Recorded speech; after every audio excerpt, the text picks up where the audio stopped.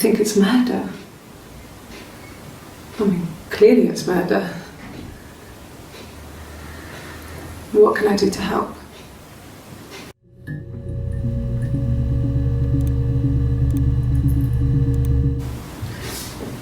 Yeah, that's me. But February, I mean, that was months ago. What's that got to do with Simon's murder?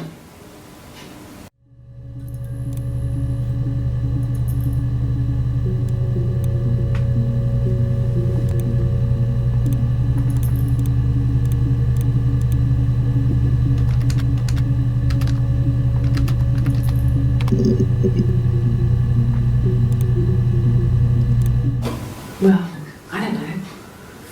I probably had to pop out and get something, that's why I was speeding. And that wouldn't have been noted on my timesheet. But I really can't remember back to February.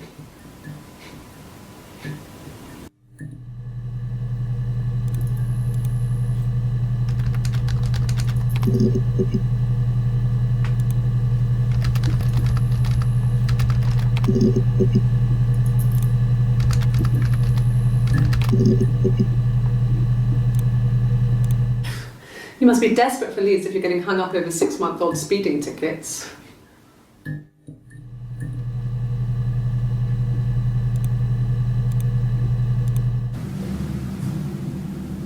I'd like to speak to a lawyer now. Please. You have no murder weapon. You have nothing. And all these stories we've been telling each other, just that. Stories.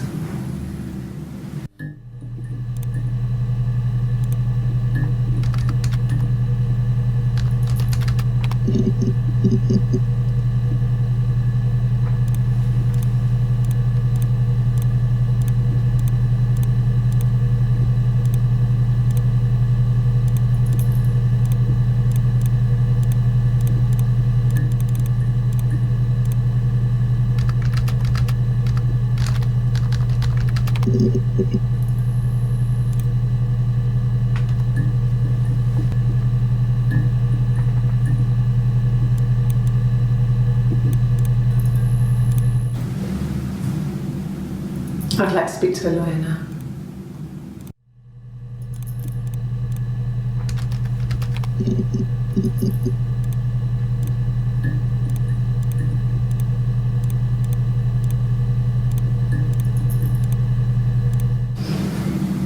I didn't murder Simon.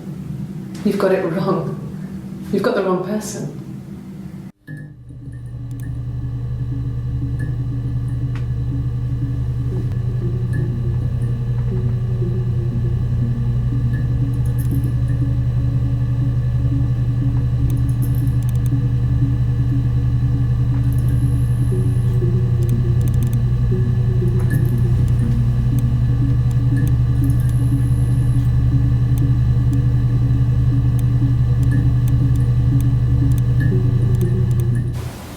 Okay.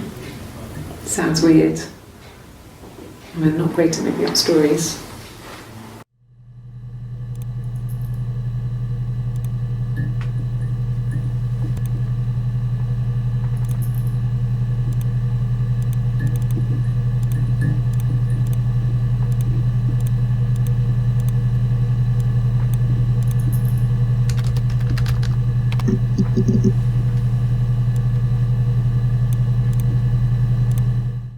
Yes, I read a lot as a child and watched lots of TV. Then the doll's house we still have in the attic. It's kind of a fairy castle. We used to play up there and make up our own stories.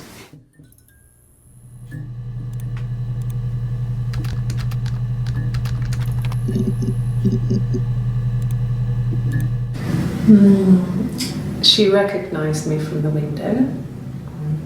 She told me to come inside, and she hid me. They had made the attic into a place where Hannah could play. There was a dollhouse. She hid me up there. No one else ever went into the attic. It was her place.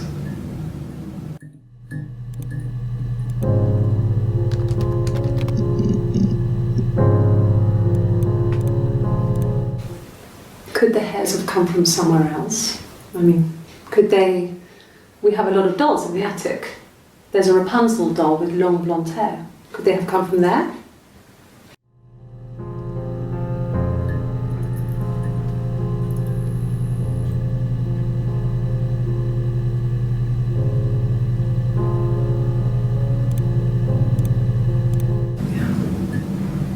I'm not sure where the dollhouse came from. I don't know if it was given to them or they inherited it. I mean, they wouldn't have had the money to buy it. It was so huge. It must have been taken up to the attic in parts and then reassembled up there. It's a beautiful thing. Wallpaper to scale, little furniture, the lights work, mirrors, beds, big duvets and pillows. We spent hours and hours playing in it, invented all these characters and families who lived there. We wrote paperwork for them all, passports, diaries, and gave them all really elaborate stories. Once, a moth got trapped in there. We'd left a light on. It was making the most horrendous noise. We tried to kill it, but it was tough. We ended up crushing it under a copy of the Arabian Nights.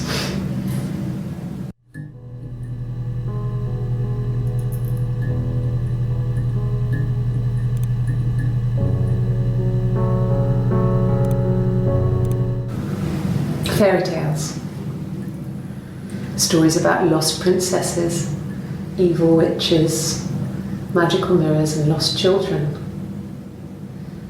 So you see, even before I knew the truth, I'd found it in those stories.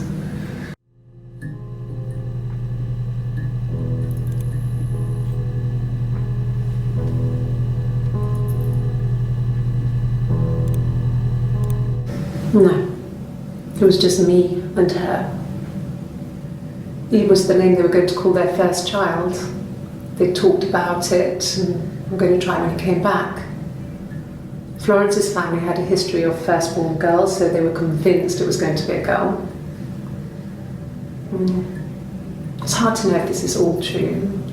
These are stories I remember, that I read when I was a child. Maybe I misread, maybe I misunderstood. Sometimes it's hard to remember what happened last week.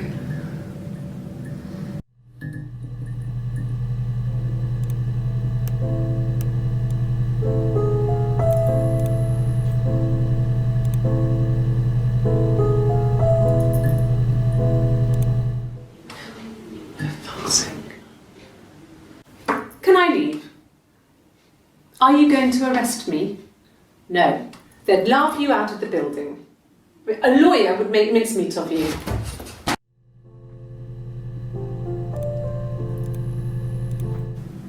Yes, I understand my rights. No, I don't need a lawyer.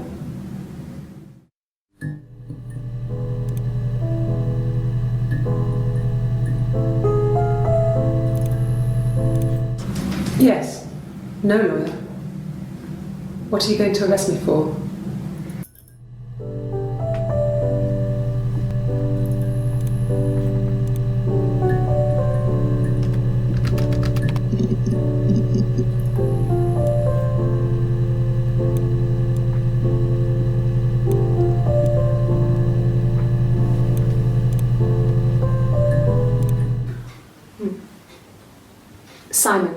Simon Smith.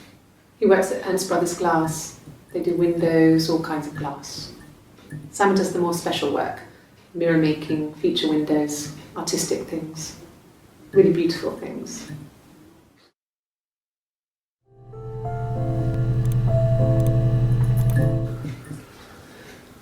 Simon is 6 foot, darkish blonde hair, average build. He's clean shaven. If his beard grows, it goes ginger, so he shaves it. I mean, not that there's anything wrong with ginger hair.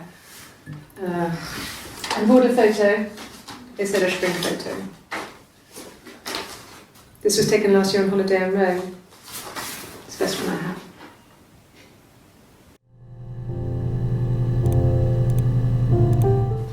It's the Rockington Arms, the Rock. It's run by a nice couple, Peter and Susan. There's some other regulars there that Simon likes to drink with, and the barmaid they're having sometimes, Helen. Peter said Simon had been in and had a few drinks.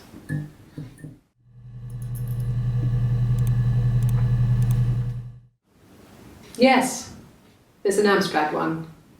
No one uses it for very much. There's a printer so you can write letters on it.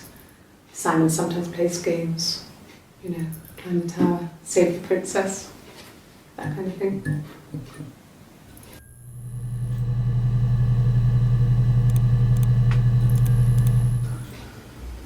Simon isn't the type to run off or do anything crazy. Someone must have done something to him, or there must have been some kind of accident. So what do we do next?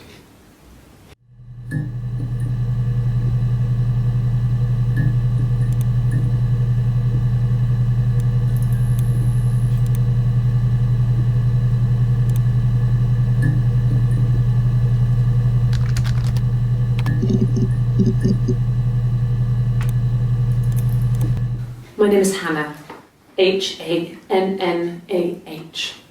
It's a palindrome. It reads the same backwards as forwards. It doesn't work if you mirror it though, it's not quite symmetrical, but well, I mean, you get the idea. Sorry. Hannah Smith, I live at 31 Gladstone Street.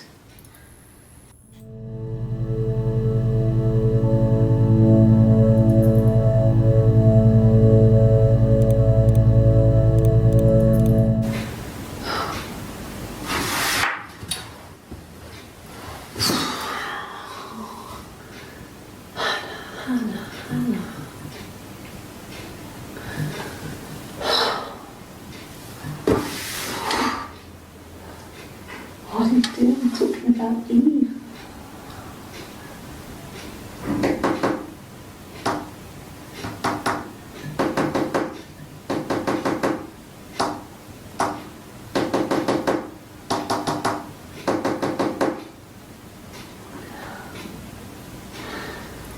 Poor Simon.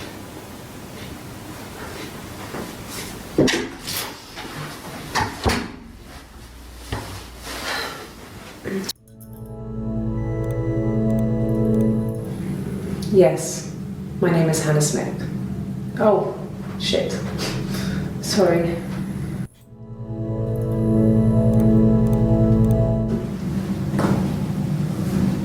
Across the road, where my parents first lived there, was a midwife called Florence. When Hannah was born, I was born at the same time. The midwife was there to help. I'd been throttled by the cord, probably wrapped around my neck by Hannah. The midwife told my mother I was dead, but I wasn't. She wrote all this stuff in a diary. Amazing what people will admit to on paper.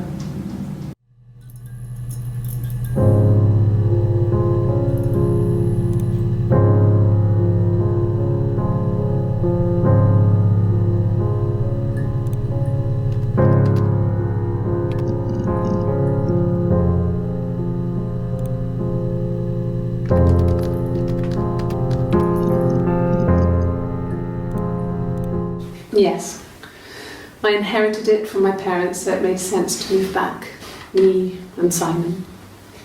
Felt like going back to old ways before the pregnancy. Reminded me of being a girl, a dollhouse in the attic, old things. We didn't sleep in my parents' bedroom for a long time. We decorated it as soon as we moved in, but it was another year before we started sleeping there.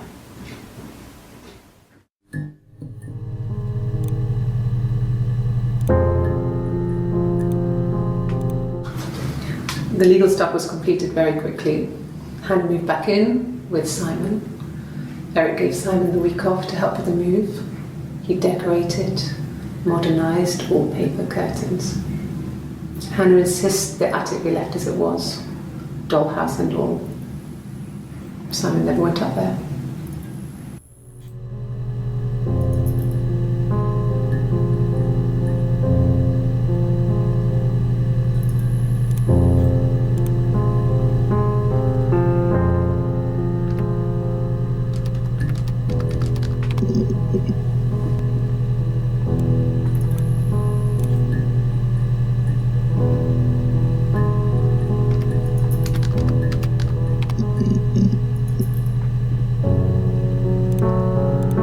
No, he doesn't keep a diary.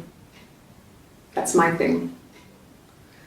I've kept one, well, as long as I can remember, since I was a girl. It helps make sense of my day. And when you're forced to put something into words, it just gives you perspective. Everyone's on the same page.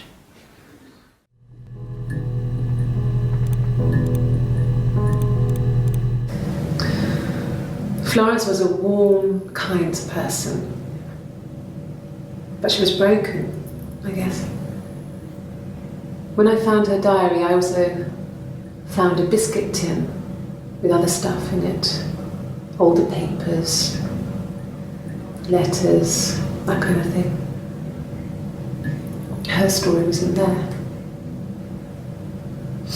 I never really spoke to her about it. I was far too young to really understand, I guess. I just put it together later, once I was older. She had loved children, planned to have a large family, but her husband died in the war. And that was back when you married for life. She never felt like she could marry again. Isn't that strange?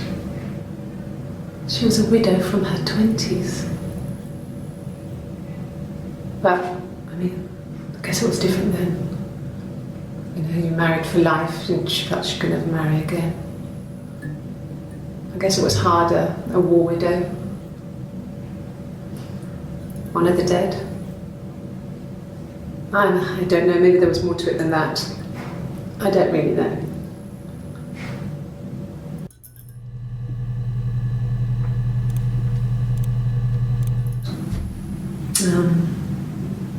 When I was 8, Mother died. She slipped down the stairs. It was an accident. I had read a diary at that point and I knew she wasn't my real mother. So I burned the diary that day and I left. Walked out and across the street.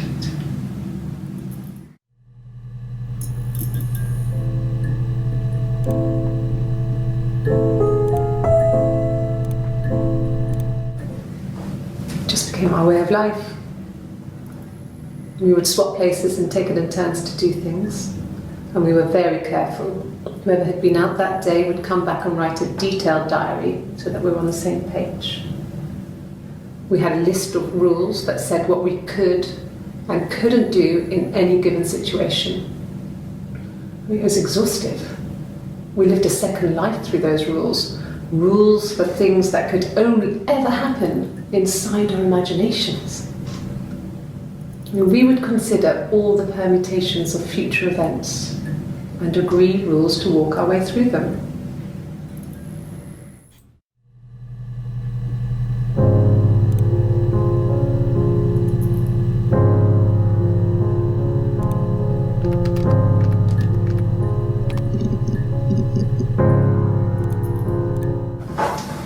When beautiful people died, we always felt like it was a sign. You remember Princess Grace Kelly? She died in a car crash the year before we met Simon. We used a Ouija board to speak to her, and that gave us the power to find him. That's what we thought then. That people who died tragically leave some kind of magic behind. We used to share dreams. We used to wake up and write them down in our diaries immediately and compare them.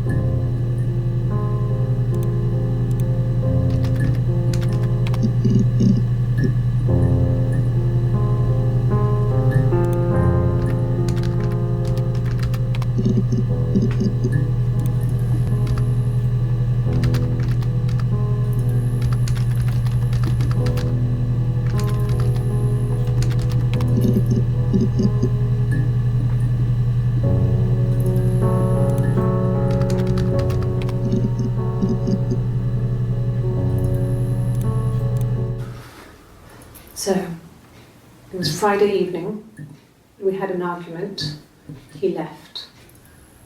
On Saturday he didn't come back, I waited all day.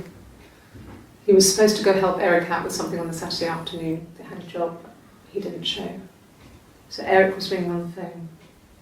I checked at the Rock, that's our local. They said they'd seen him on the Friday night but not since. He still wasn't back this morning, it just isn't like him at all. Still not back by dinner time, it's getting dark again, so I decided to come and see you. His parents haven't heard anything either.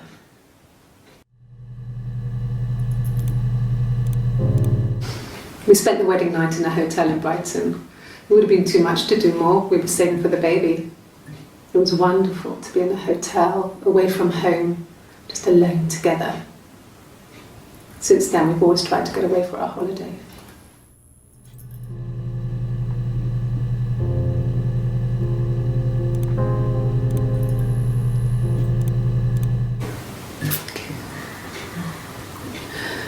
It was after dinner. I'd spoken to Sam's parents on the phone. I looked up for an early night and I suddenly had this thought. I think it was something his mum had said. She'd been speaking about old stuff, sad stuff, about when we lived there, about the baby. There's some boxes in the cellar, nursery stuff we never needed, and I never had the heart to throw out. And I suddenly remembered that when I'd looked down there the week before, those boxes, that pile was in the wrong place. I went cold all over. I went down there with a torch and went straight to the back, and that's when I saw the bin bags. Pulled them open, saw the body. I screamed, and that's when I called the police.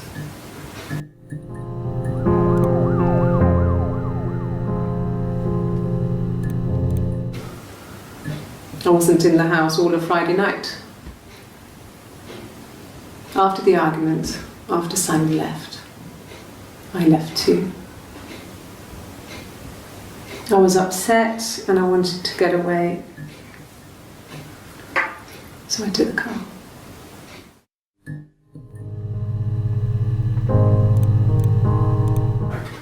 I didn't. I slept in the car. I left about 9 that night. I wasn't there.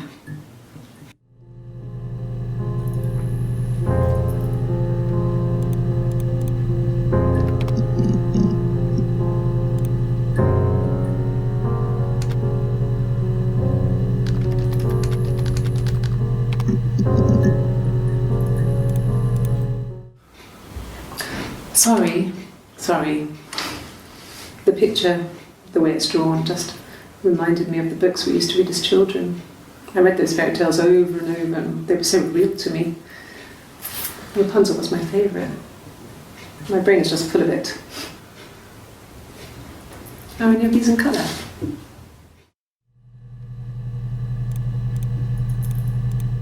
And the Glaziers. I worked there some weekends, and Simon had a part-time job there too. That was Eric's generosity. He was always good at helping out other people's children. Simon was quiet, more thoughtful than the other boys. Even then, he had a sense of craftsmanship. Wasn't always rushing stuff. Boys that age are just running around like headless chickens most of the time. You know? Plus, he had that look. He looked like a fairy tale prince from one of my books.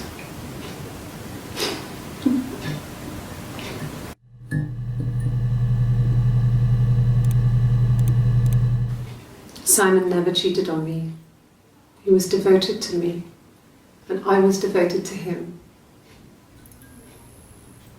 Nothing in life is easy. We were good to each other. Life isn't a fairy tale. You do what you can.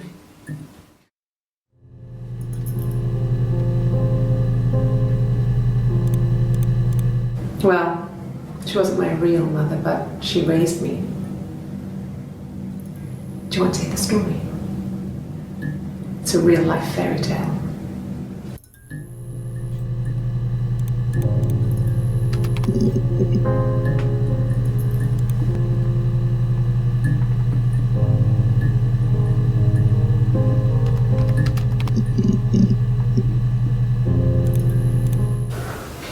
Well, my friend Eve.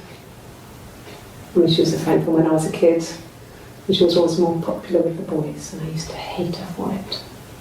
I mean, really hate her sometimes.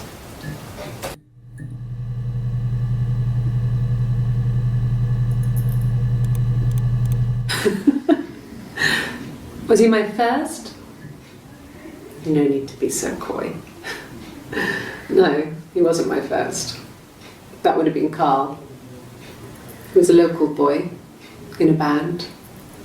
He was a bit of a shit, but he was sexy. We were 15.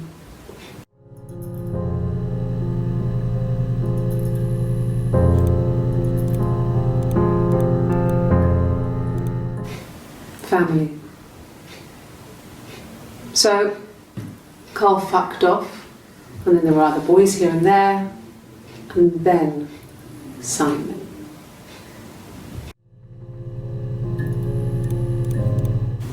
I wouldn't say that. It could be passionate. It's just, it was more than that. It wasn't just sex like I had been with the other boys.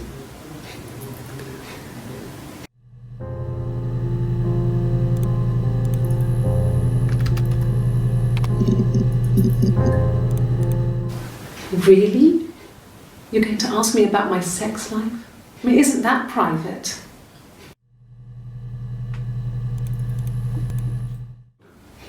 Are you married?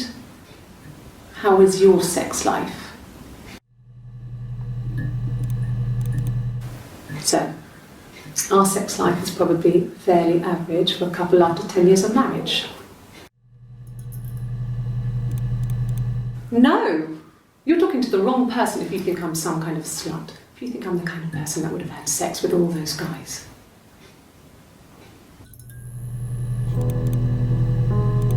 No, I was 15, Carl was older, 17 I think. I was really into him, regardless of how he actually behaved. Lots of drunken teenage sex. We did it in a church once. Stupid. So he got tired of us and we split up after about 6 months. It was sad, but those early experiences, they help you realise who's really important to you, you know? Family.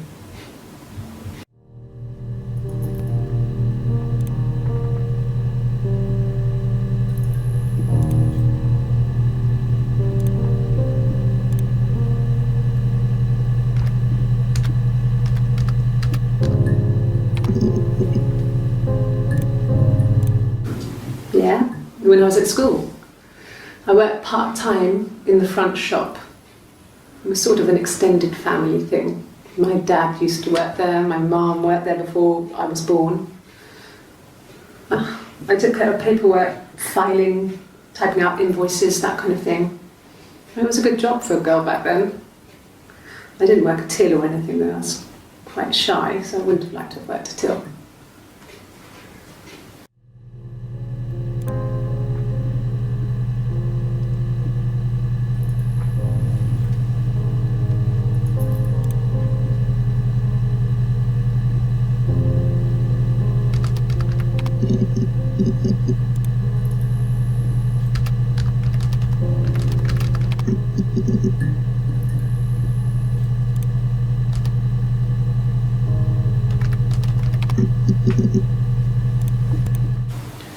It wasn't the present so much, it was one of those arguments that had been simmering for a while. The present was a mirror, a nice mirror. He'd engraved the glass, the kind of mirror a princess would have in a story. He made it specially for me.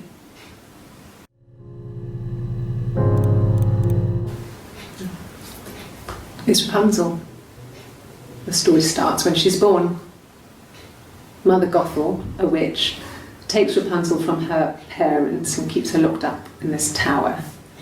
Rapunzel gets pregnant by the prince, and Mother Gothel is furious, so she cuts off her hair and throws it.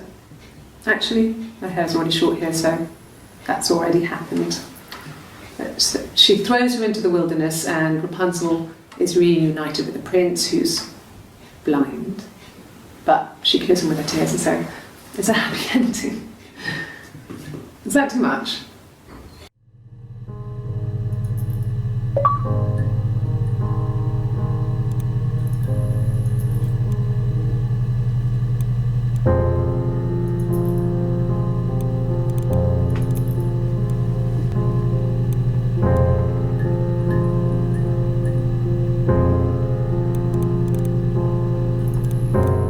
Yes, like a story.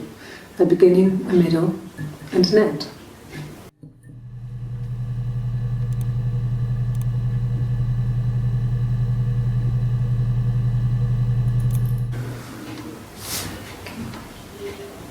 Well,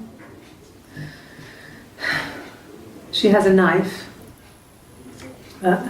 She's been cooking, I guess. She's been cooking him his favourite meal. She's his wife. And he's asleep and she doesn't want to wake him because he's ill. That's why she's sad. Because he's ill and he might die. It's kind of a sad story, so I'm not sure how it ends.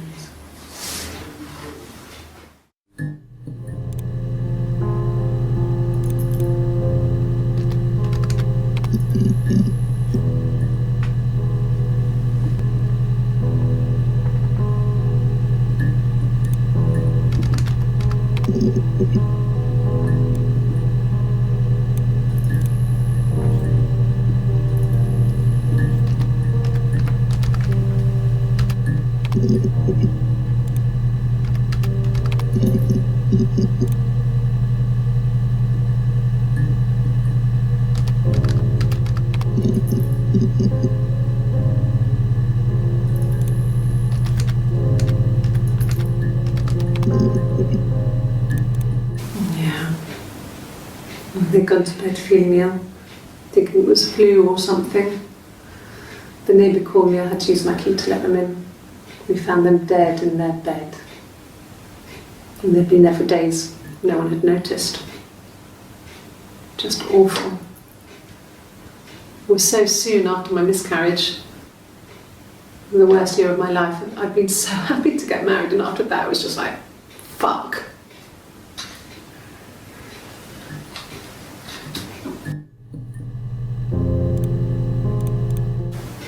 That's all that matters really, the baby.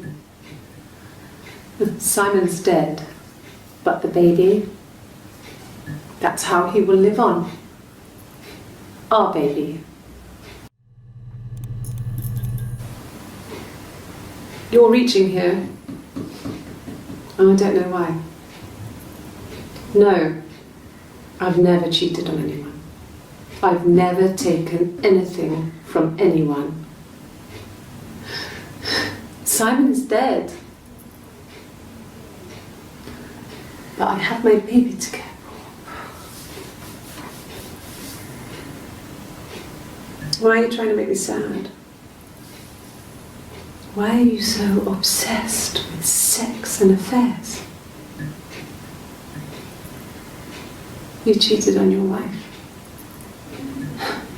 Is this your thing?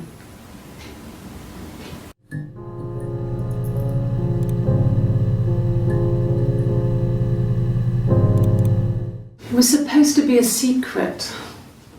Just because Simon is dead doesn't mean I have to give up all his secrets. It doesn't have anything to do with what happened to Simon. No one murdered my husband because he cheated his expenses for a romantic weekend in Oxford.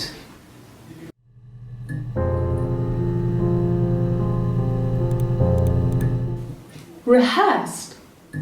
You ask me the same question, you'll get the same answer. Is that your evidence? Of course I thought about what happened then. It's all I've thought about. My husband is dead.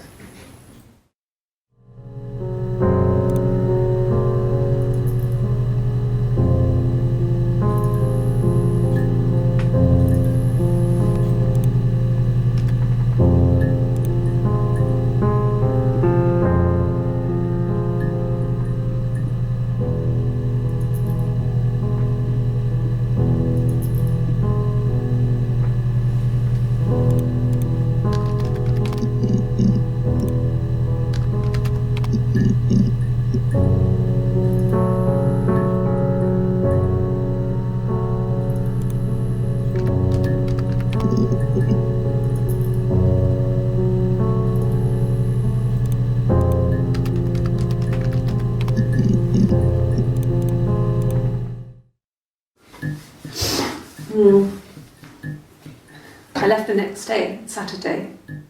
I slept for a few hours in the car. When I woke up, I came straight back. Simon wasn't returning my calls and I wanted to try and make up. I got back to the house and Simon wasn't there. And I... Is there a bin?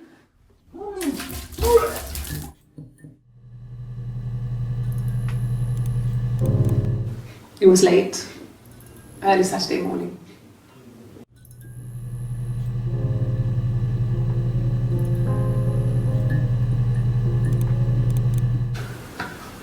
A week or so ago. It would have been the Saturday before my birthday.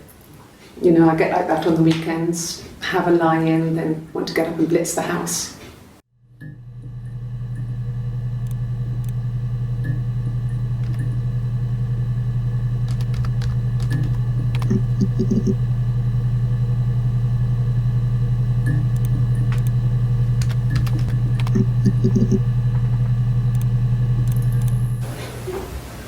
Yes, we'd fight. We fought on the beach once and I held Eve's head underwater. There was no one else around. It was at the far end of the beach and I held her head under and I kept it under. And for a moment, I just wanted to kill her. and watch her drown. But that was it. It was just a moment. We made up afterwards. It was a love-hate relationship.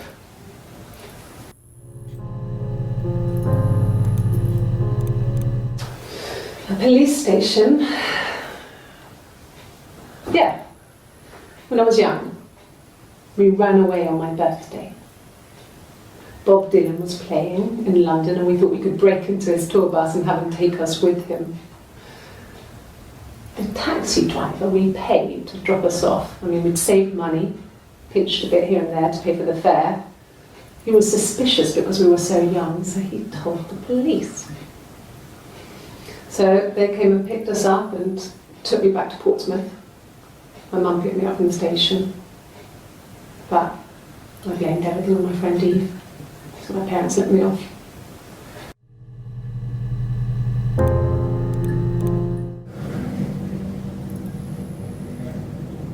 My mother called me Eve.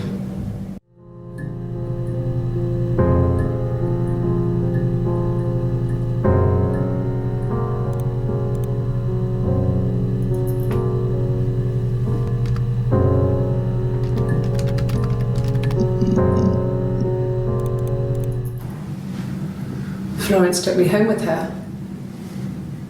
Mother hadn't been expecting twins and had a healthy baby. I guess she was just happy for Florence to clean up. Take away the evidence that this was anything but a happy occasion.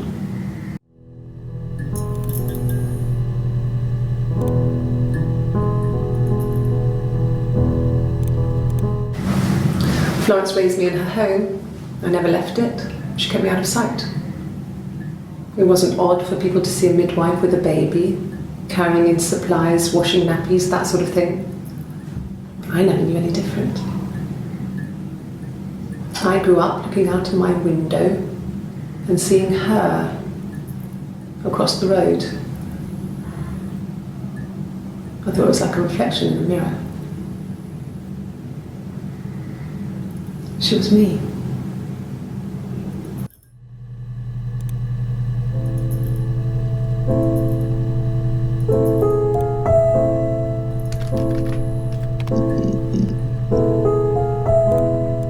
Yes, I speak with Eleanor at least once a day. Not that there's anything much to say. It's more just...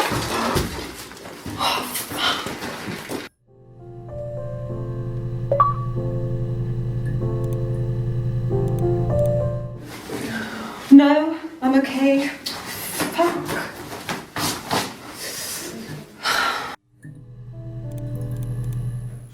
Are you arresting me? No. Fuck off. Open this door.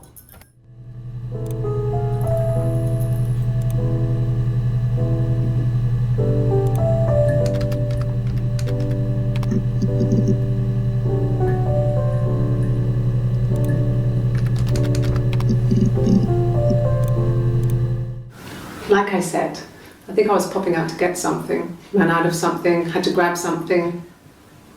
I sometimes drive too fast. If you want, you can arrest me for that.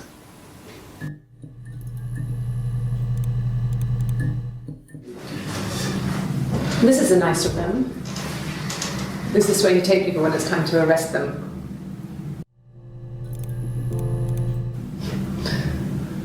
Can you arrest someone who doesn't exist?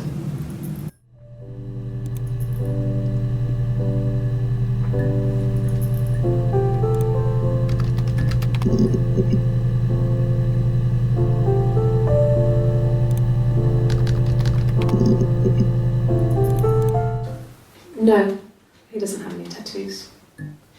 He has a scar down here near his stomach, past his hip. Cut himself with some glass. That was before, a long time ago. He looks just like the photo. He's not got his glasses on here though. He takes them off for the camera. But he needs them to see properly, you know. He has to read a newspaper or a menu in a restaurant. Not book so much, or watching TV. He likes TV.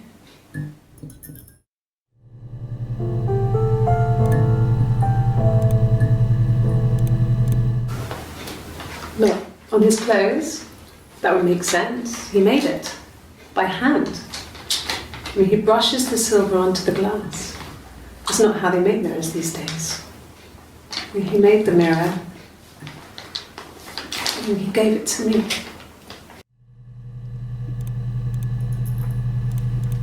No, I've had enough coffee for today, thanks.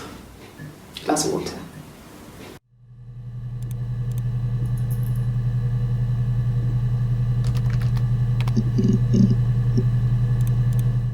Oh God, I don't know.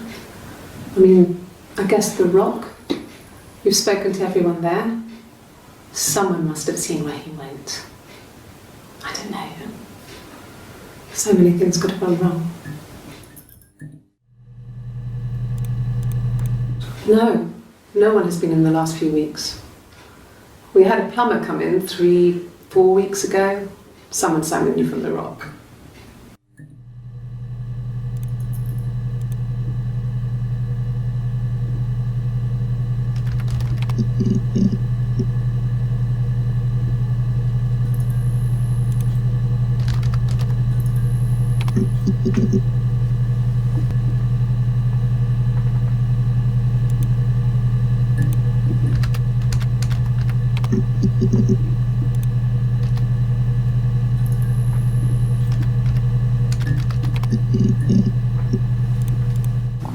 Mum and Dad had never had any reason to notice. They were always busy.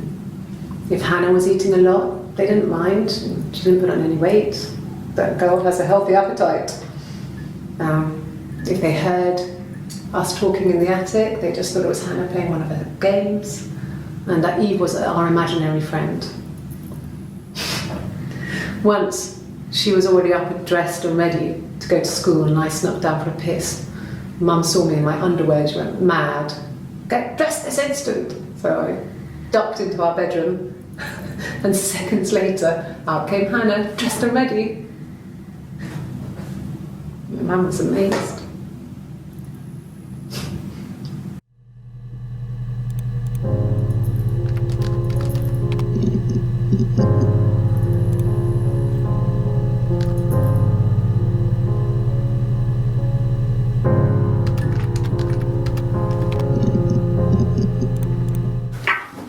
Let me see. Yes. I drove in here because I remember well I went over the river, and then there was a church there. Yeah. And I probably parked, well, I remember seeing a street sign called Princess Street. Yeah, there it is. Yeah, so I'm pretty sure it must be this one. There.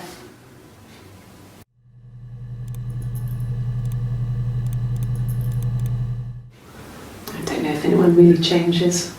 You just become more yourself. Simon was my prince, and that hasn't changed.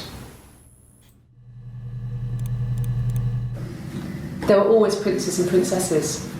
They were the special people, more important than the other characters in their stories. We knew we were like that. Twins. Magical. We were the princesses. We had a poster of Princess Diana from the newspaper up in our attic. Had a pride of place. And underneath we used to put all our special things. When her engagement was announced, we were obsessed with everything she did. And later, when her life went so bad, we felt for her. Her divorce last year just kind of drew a line under things.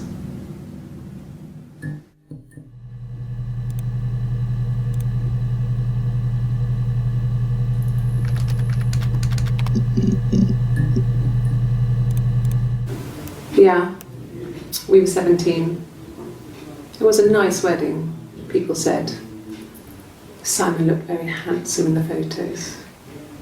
His parents paid for everything, but he's an only child, so it was important to them. It was what they called a shotgun wedding, but if you looked at the photos, you couldn't tell. The dress was beautiful. It looked like Princess Diana's. The train wasn't quite as long though. There's a great photo of the bridesmaid helping to carry it out of the car.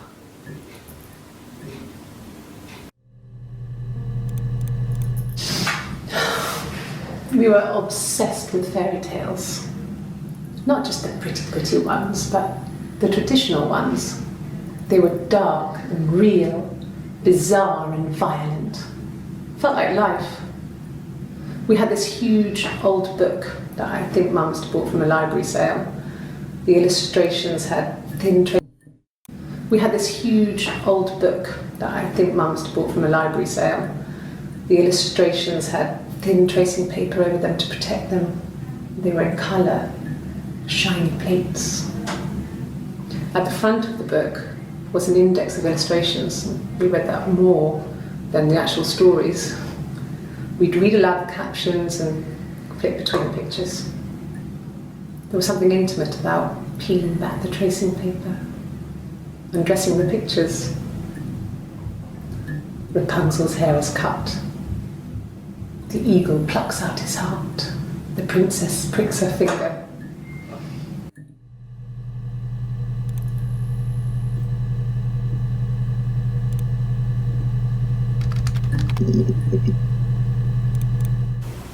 Okay.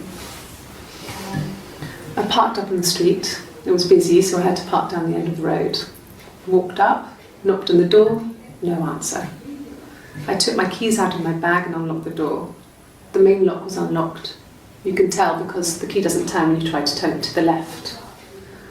I walked in. Simon's coat wasn't on the peg. I couldn't see his shoes in the shoe rack. I shouted out. I walked straight into the kitchen because he usually sits in there to have a cup of tea and read his paper, but he wasn't there. I touched the kettle. It was cold. I looked quickly in the living room. Nothing. So I walked upstairs to the bedroom and he wasn't there.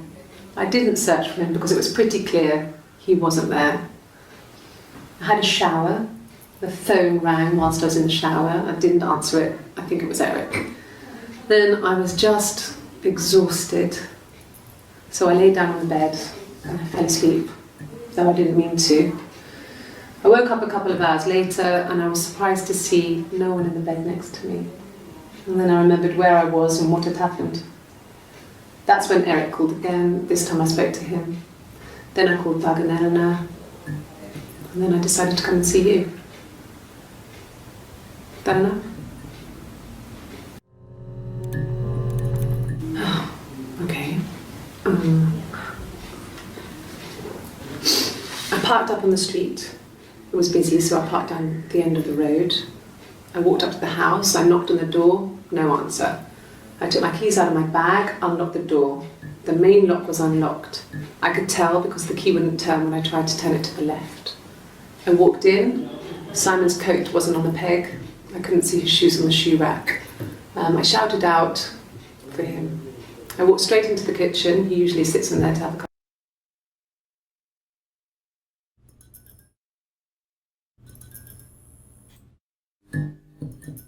Again, I spoke to him.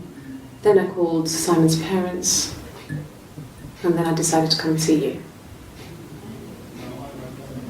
That enough?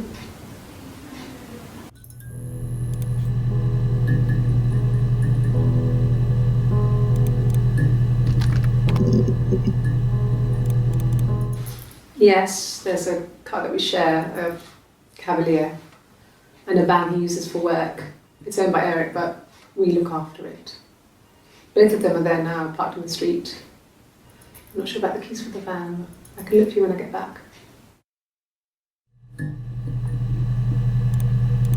So I got in the car and I drove. And just kept driving north. Just kept going, just wanted to get as far away as I could. When I finally stopped, I was all the way up in Glasgow. I was so tired. I just had to sleep. Yeah, I pulled over and slept in the car. This was just by the side of the road. I was exhausted.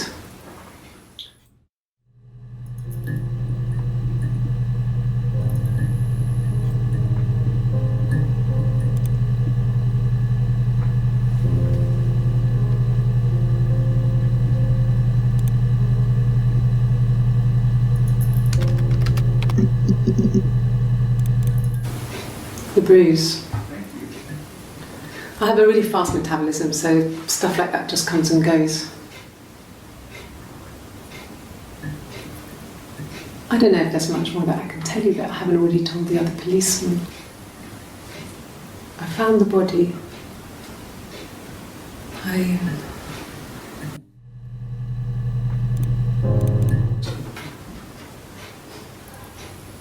His body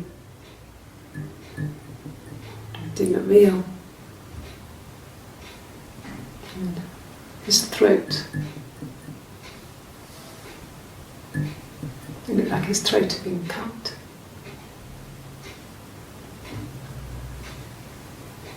And I didn't see his glasses. He has these thick glasses. He doesn't always wear.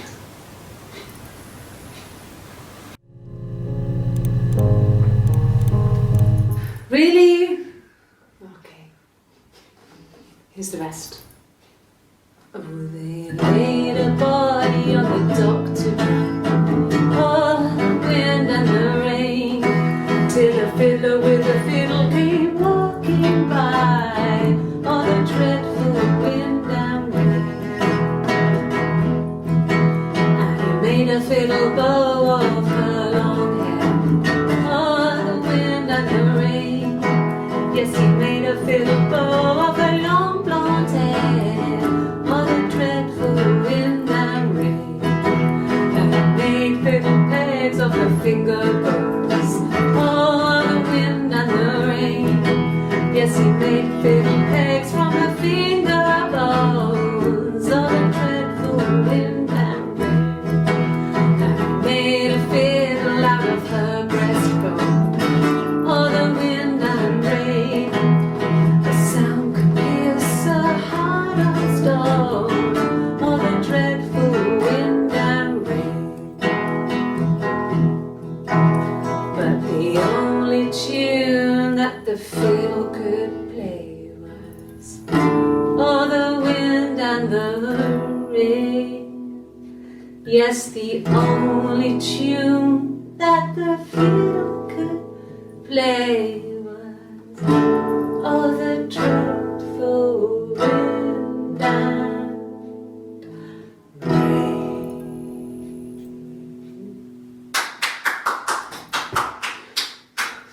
Anything you sing may be used as evidence against you.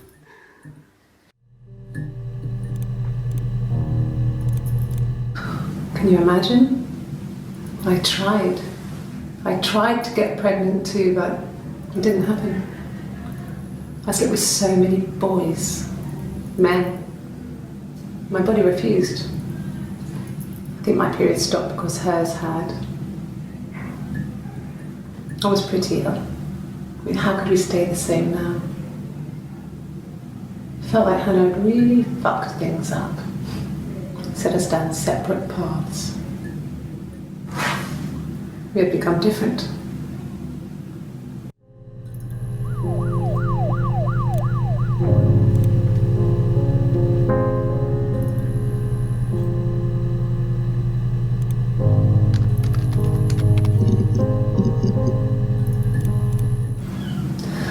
Hannah was so smitten with Simon. She started getting jealous, didn't want to share. Even the first date, we went to see Tom Cruise at the Old Odeon.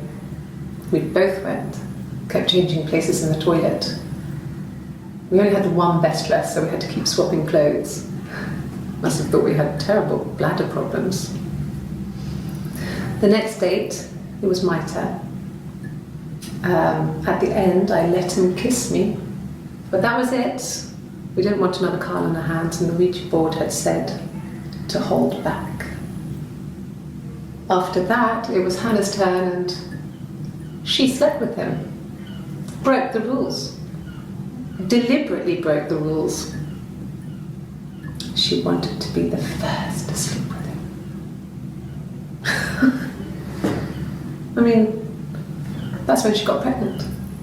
From that one time.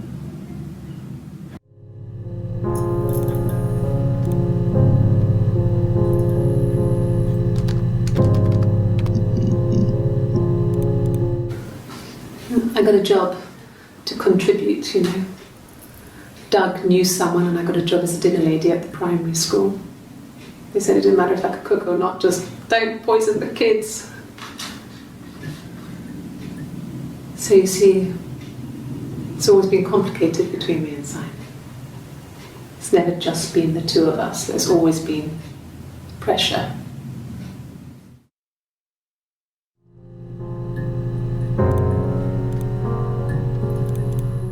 I mean, not really. He would go to the pub. He had his drinking buddies there, but no one ever really came back to the house. Sometimes Eric, his boss, and his wife would come over for dinner.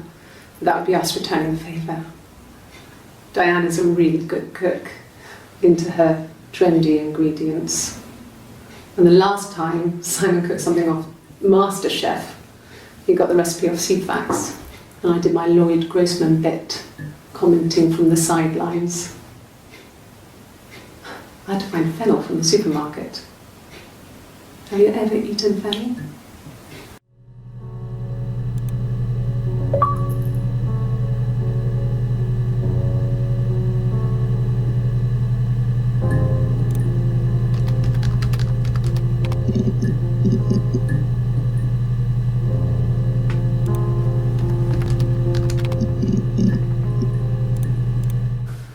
There's married couple stuff.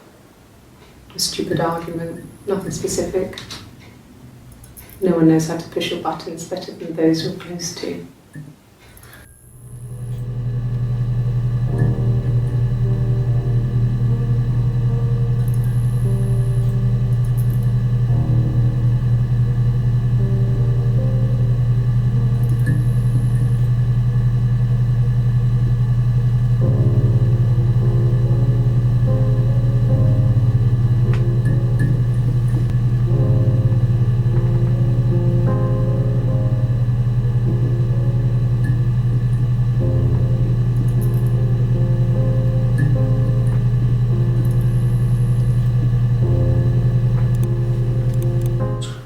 He has a wallet, a huge, silly thing, leather, real leather, I think.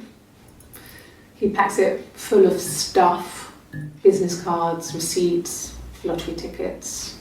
He always carries it in his back pocket. I think that's why he's got a bad back. You know. He sets the discs. I haven't seen it, so he must have it on him. He always takes it out of his back pocket before, when he comes in. If he's in the house.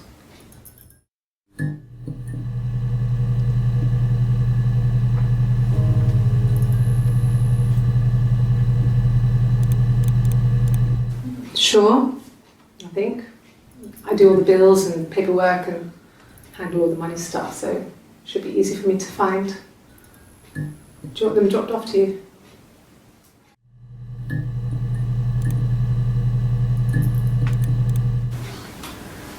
When you've been married for 10 years, stuff accumulates. We could argue about anything. And he's so nice. That doesn't help. He tries to smooth things over, and that just makes it worse. We're both passive aggressive, so we never normally argue directly about anything.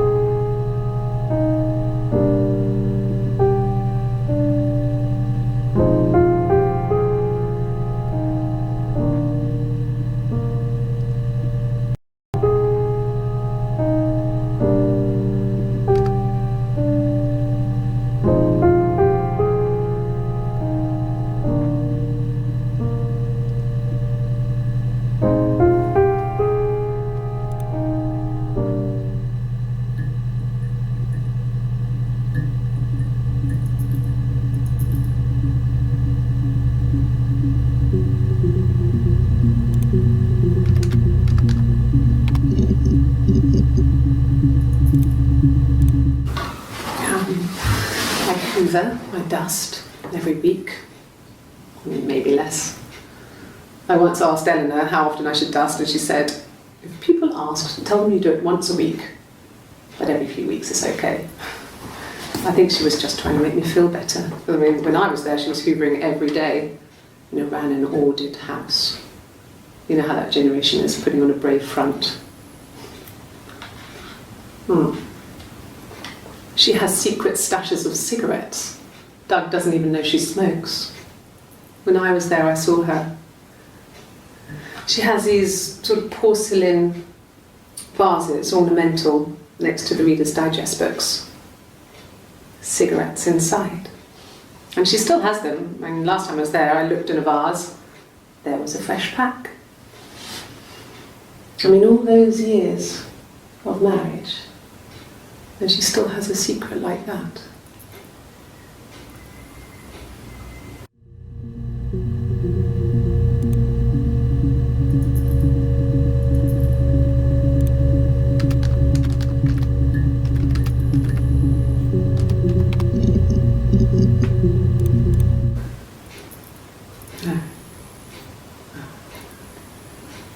Thing was wrong. The bags, I think they were from our kitchen, you can probably check that. We never go into the cellar. It's just a place we put things we don't need. Dad used to grow mushrooms there. The bags were taped up. I think it was parcel tape, but I think it was ours.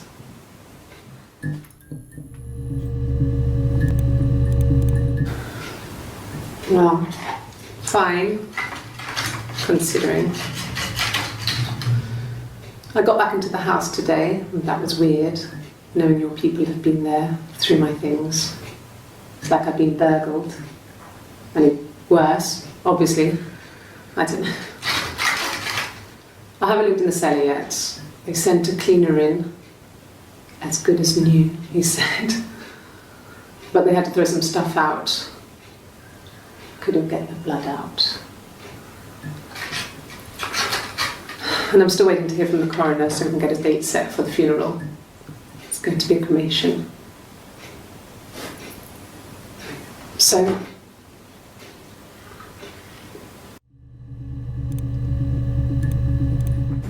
it happened very quickly.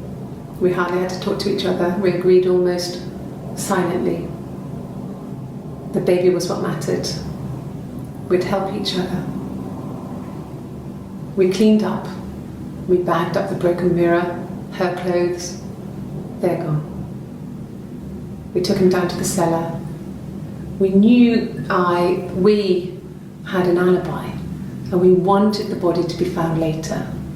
We wanted to have suspicion on us, so we could then disprove it, rather than have it linger. Better to keep the body in the house than risk being seen with it. The watch, that was my touch, to make sure the alibi stuck.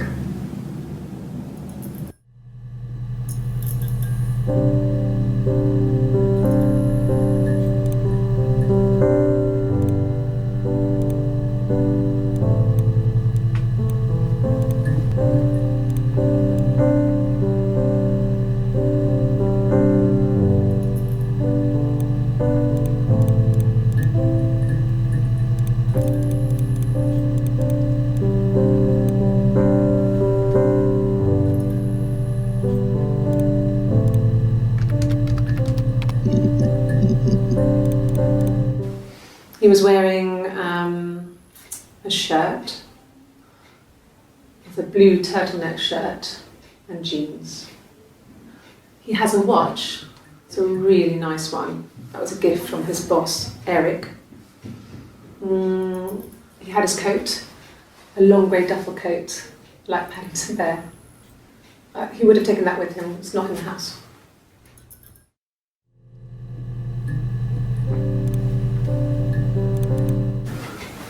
I guess you could call it that, but we were both happy to get married. It was a beautiful wedding.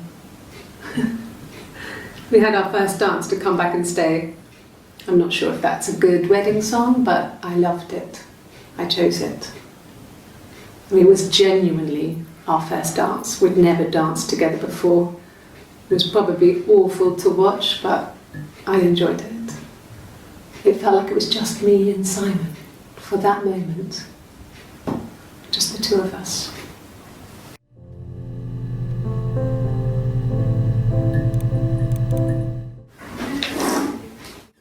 Yeah, that's Simon's watch. It was a gift from Eric. He got it this year. It was a wedding anniversary gift. Steel. It would have been Diane who chose it. She has really nice taste. That time, it must eliminate me. I was in Glasgow then.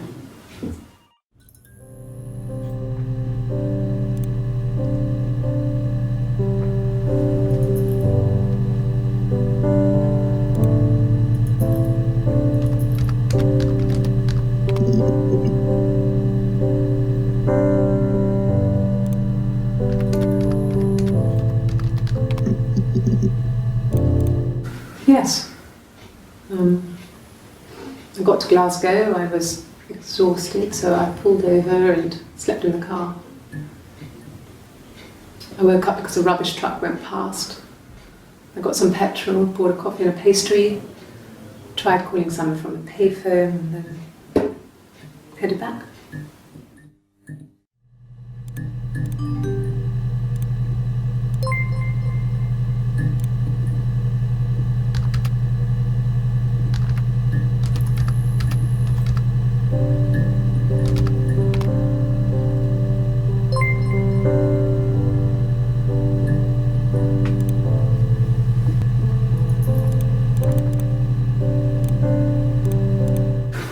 No, I don't think so. Glasgow was deserted that early in the morning.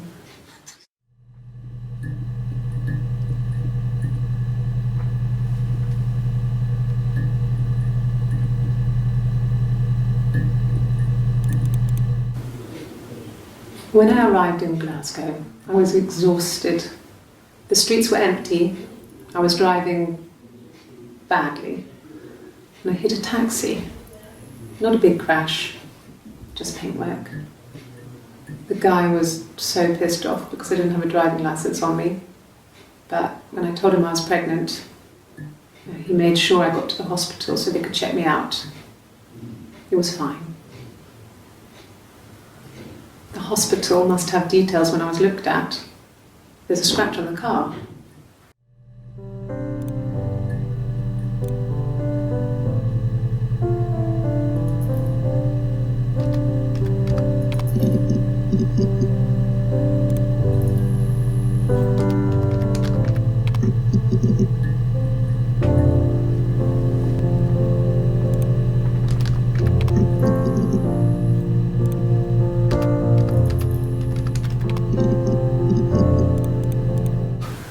When will the police let me back in the house?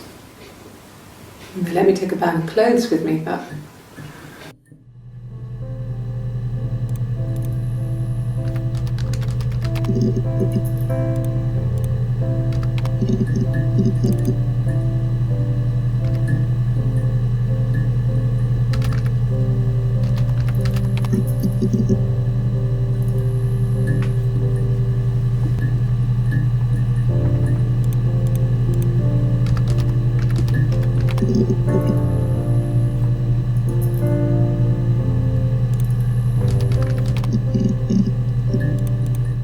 Yes, that would be in his wallet. It's a Visa, a silver one. He doesn't like to spend money he doesn't have, so he usually pays with cash, but Eric convinced him to get one. Eric was like an uncle to him. They were pretty close. They spend a lot of time with each other, especially when they have to go to conferences. Have you met his wife, Diane?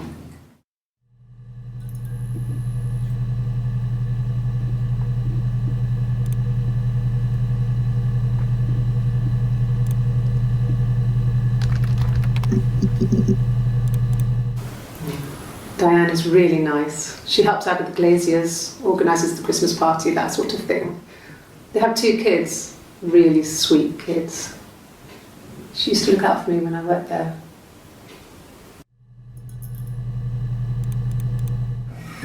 Simon and Eric arguing? No, can't imagine they'd be arguing. And they get on so well. Unless it was something to do with work. Maybe Simon was being too much of a perfectionist. But I don't know. You should ask Diane.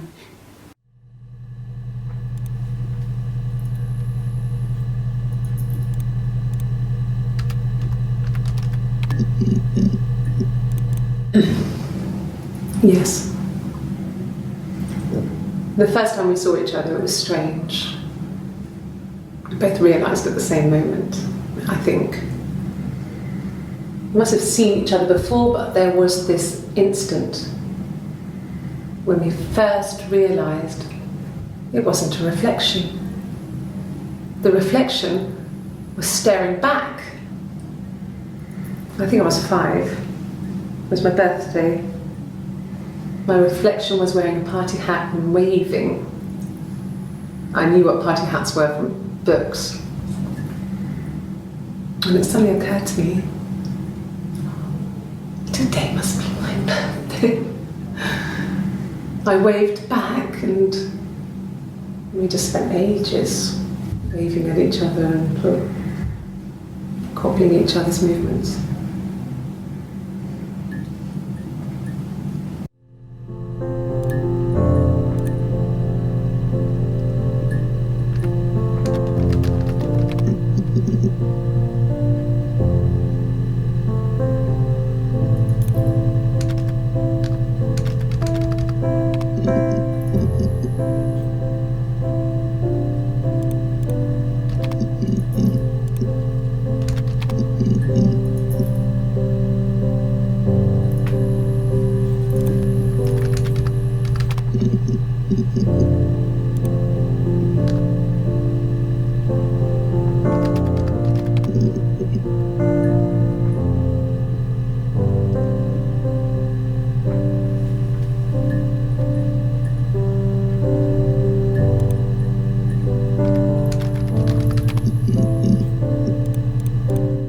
No, I have never been unfaithful. I've never cheated on Simon. Have I ever cheated on Simon? You asked that question yesterday.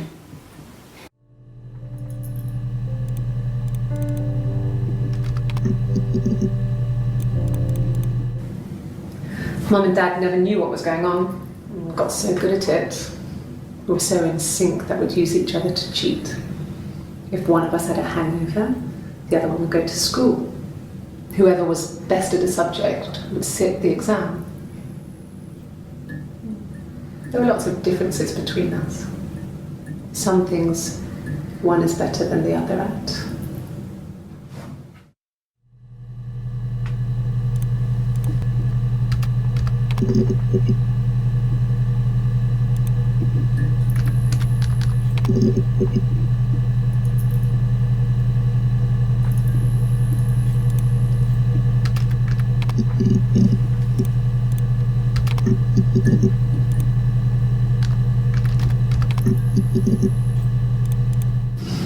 Differences?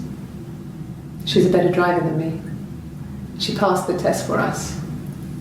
I tried to take it and nearly crashed the car. Learned that you can't rely on confidence to get you through everything. She is the shy one. She was especially shy around boys. If Hannah liked a boy, I would have to pursue him. It was that way with Carl. Hannah met him first. She had such a crush. I let him take my virginity after a night that his band had played at. It got difficult. When I was with Carl, we would have sex, but Hannah couldn't let him see she was a virgin. She had lots of excuses. After a while, we decided that I should take Hannah's virginity. It's not that different to a bruise, pulling a tooth, a graze. We used a hairbrush. After that, we took it in turns, though. I was always the one who seduced the boys. Until Simon.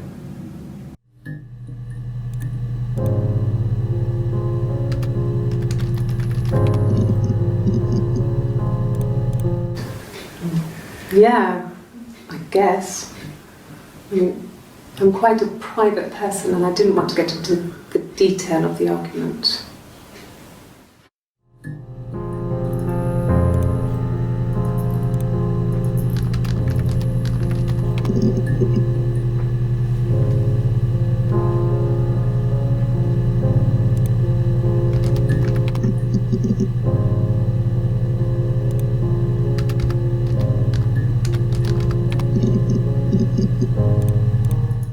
No, everyone loved Simon. He's a glazier who doesn't have much money. I mean, I don't know. I don't know.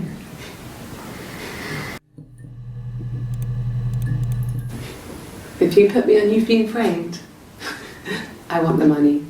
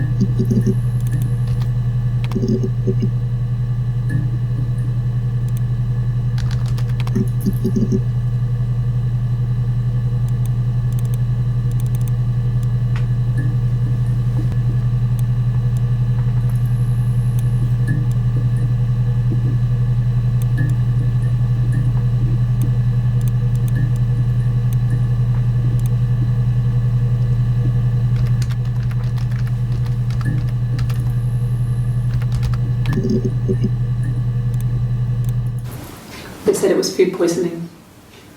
There was something in the food they ate. My dad liked to pick mushrooms, grow them too. They said it was the mushrooms. It was hard to believe. Death caps. They have a skirt around the cap. My dad taught me that. But, I mean, the police had no reason to think it was suspicious. They lived alone. And no one had any reason to hurt them.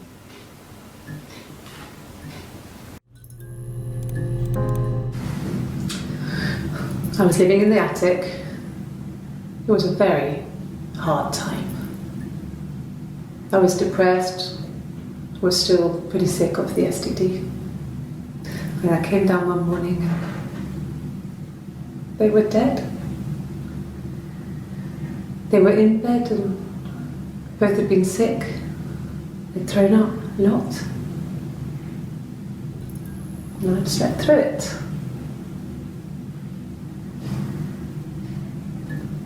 The police said it was the mushrooms they ate. Dad was a mushroom expert. I mean, he used to take us picking with him and he taught us how to recognise them. And there's no way you would have picked death caps.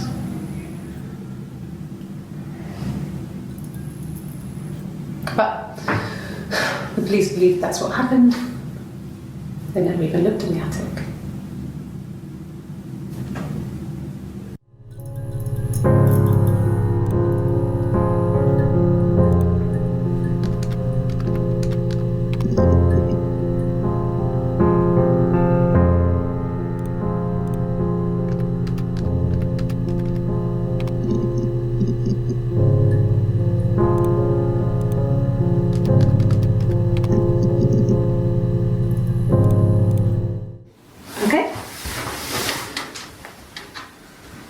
I've given blood before. Do you need to take that for your records?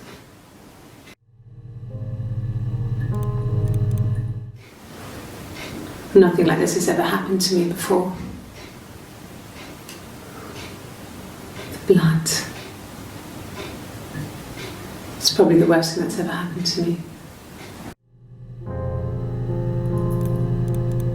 Like I said before, it was 3 something like that.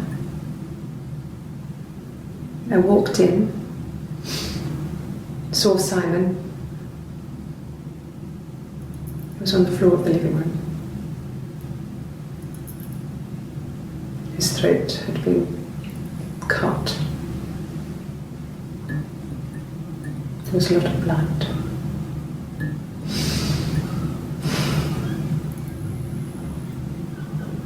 Yeah, he was dead.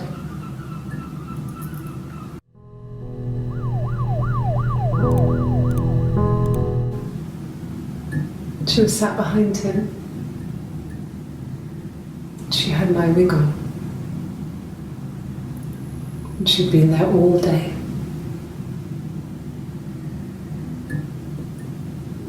And she had blood on her.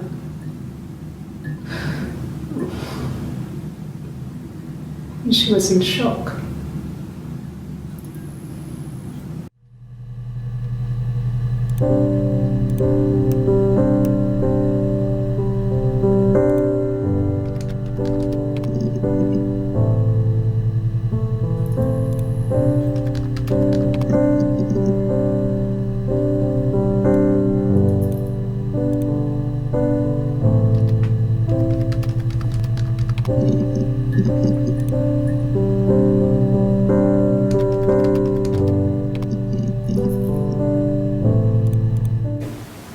Yes, I'm fine. I won't be sick again. This happened some days. I'm pregnant. It's morning sickness.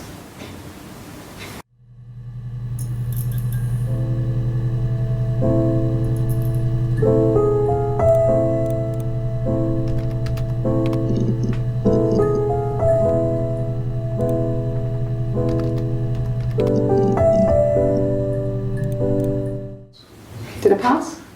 Sorry, I messed it up with all that Rapunzel stuff. Do you need me to do that card again?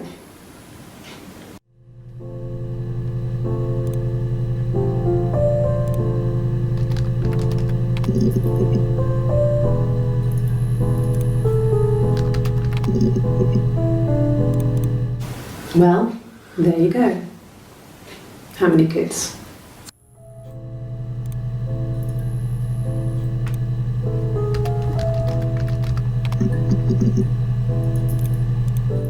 Yes, that's my birthday. Not one of the big ones, but I guess you can see that.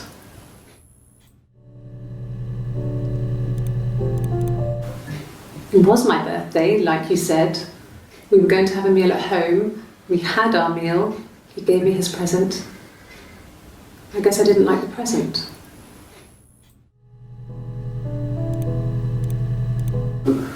No. Well, yes.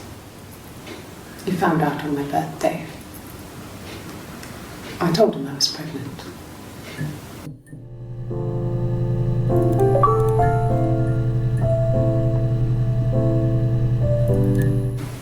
From when I woke up.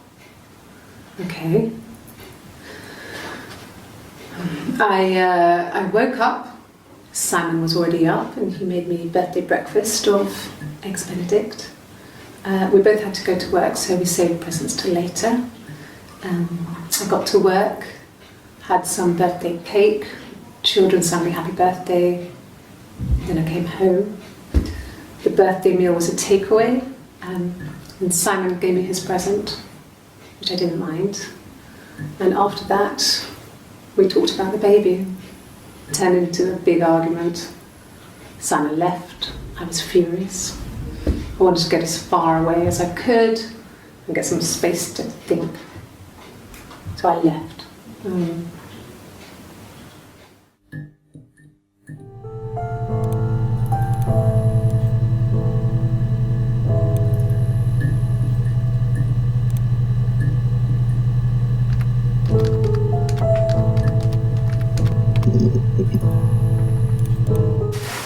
Silver leaf? No. He normally silvers them properly. This mirror, it's supposed to look antique. The reflection isn't as good. It's the perfect mirror for someone who doesn't like to look at their own reflection.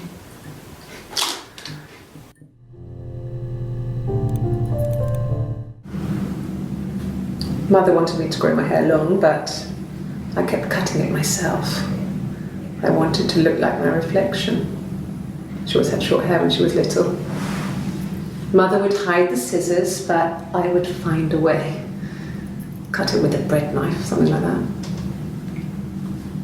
My reflection would always leave her house and go on adventures, but I never could. Mother taught me at home, and I had books and TV. Oh, TV was magical, but it was only on when it wanted to be, so I spent a lot of time reading books.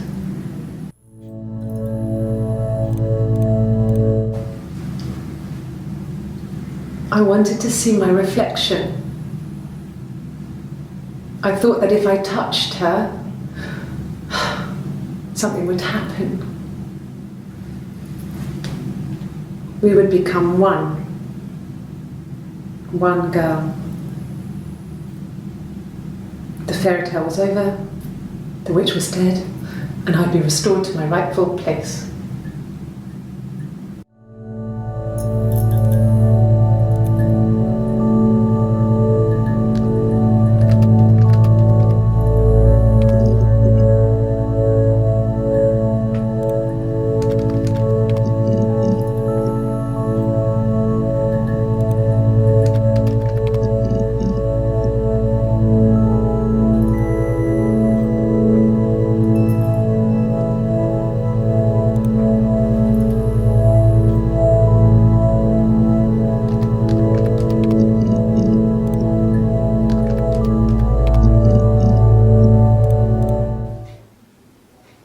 Long time. We got married when I was 17.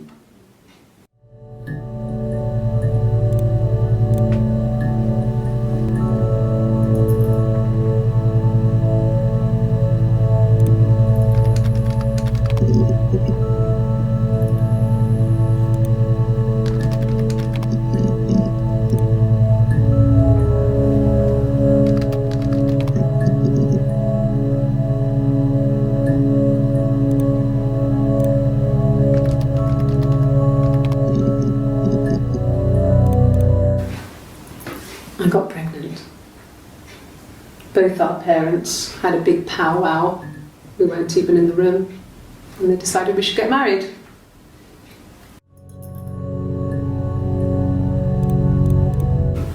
No, I lost the baby. I had a miscarriage at 8 months. We carried on living at Simon's parents until, well, it was only a few months after.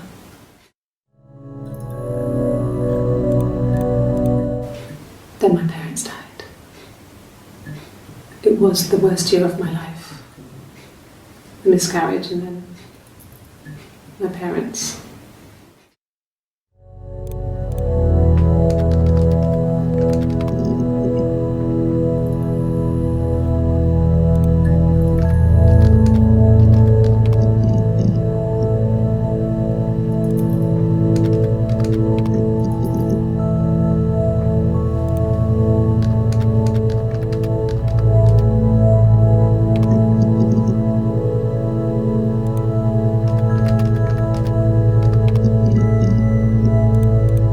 Bruise? Oh yeah, no, it's nothing. I was going through the top cupboard in my kitchen and the chair slipped and I kind of hit the door with my face. I mean, it hurt like hell.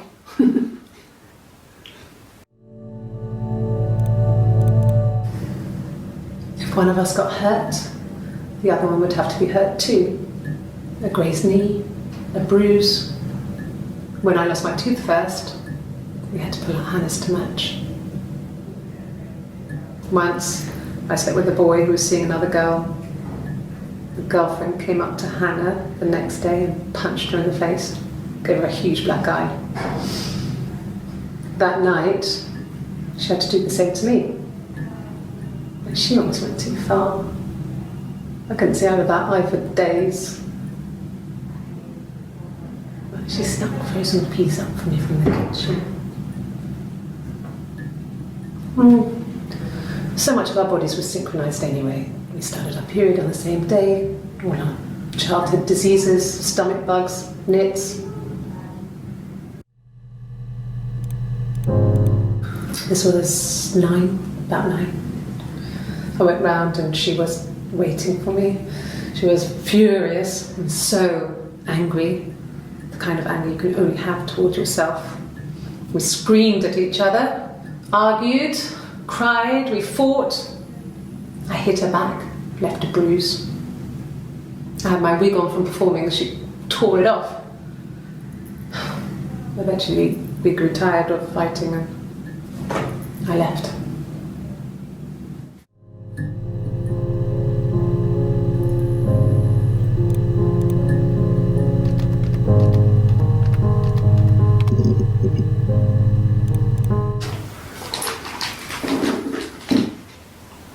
On his throat. How?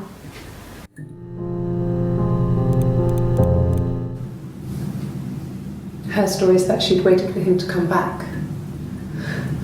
She put on my wig, some of my clothes, pretended to be me.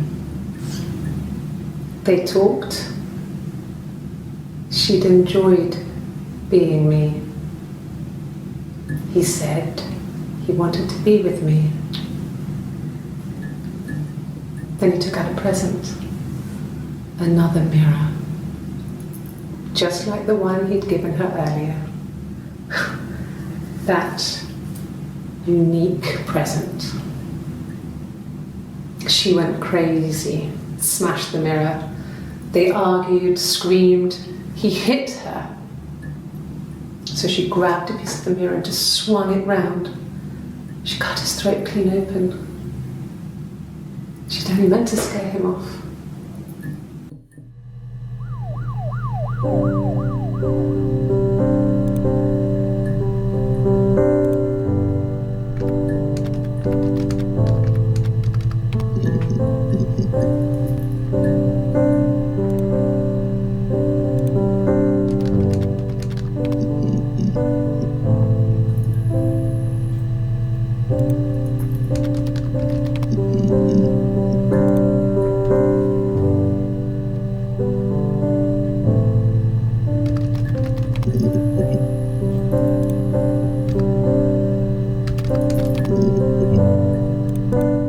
Nothing else happened that night. We talked, then I said goodbye. Then next week I was singing in the bar again and there he was. And again the next week, he offered to buy me a meal. I told him I had already eaten, and so we got chips and ate them on the beach instead. When we said goodbye, he asked me to kiss him. Romantic.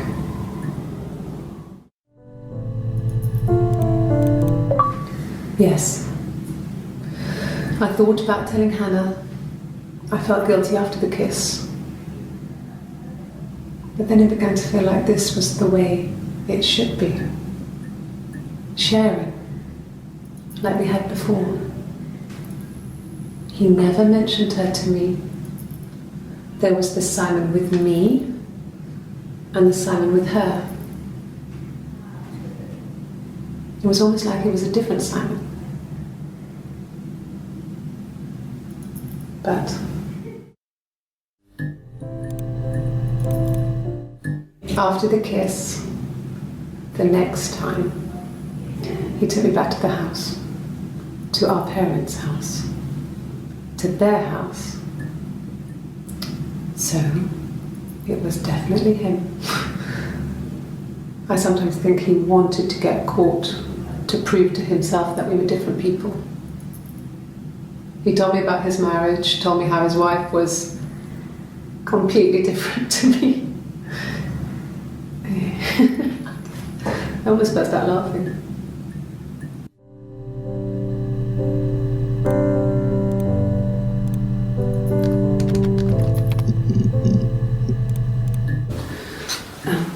I sleep on the right side of the bed as you come in from the door. You can tell because I have 2 pillows and he just has 1.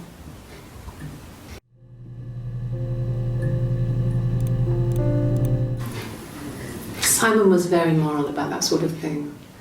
He wouldn't just walk out there and sleep with anyone. He wasn't that kind of guy. He took his marriage very seriously.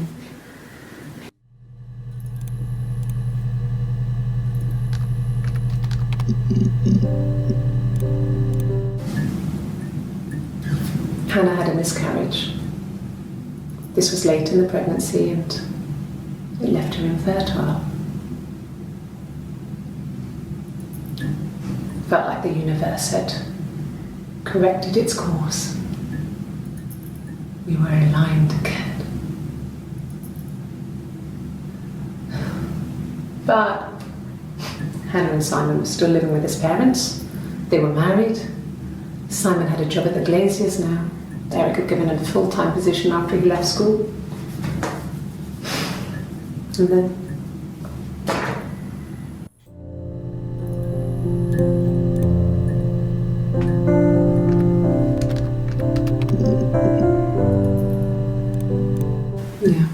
I've been round to Doug and Eleanor's and they're very worried.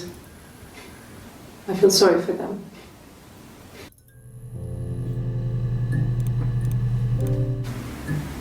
Yeah. 1984 was an awful year in the end. We were living at Doug and Eleanor's. I lost the baby at the end of spring and my parents died in the summer. It was a hot summer, a heat wave. So when they discovered the bodies, it was just awful. Because of the circumstances, them dying together like that, they brought in a lot of police. A forensic entomologist. I had to look that up. It was because of the heat. It was just awful.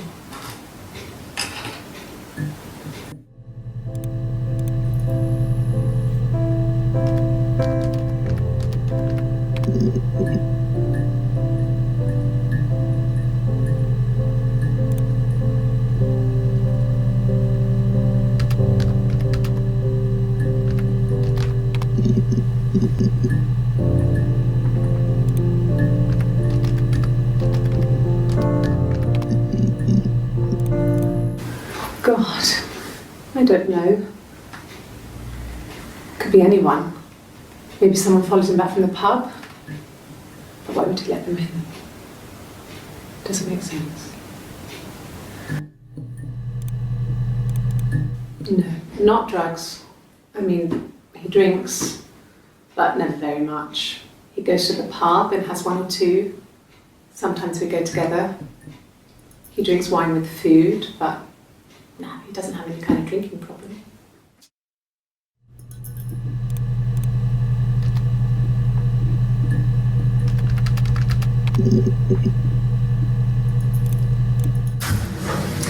When we weren't together, we'd send secret messages by tapping out a code that we'd learned from a book, the knock code. Something prisoners of war would use. We'd tap them out on radiator pipes or the attic floor.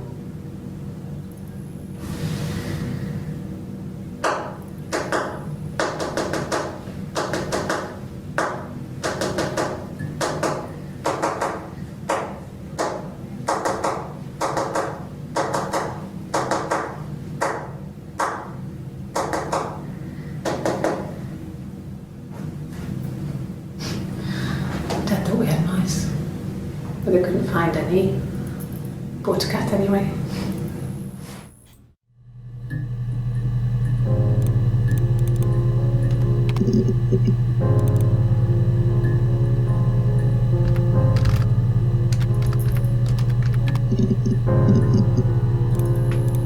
There was a conference, something to do with double glazing, in Oxford.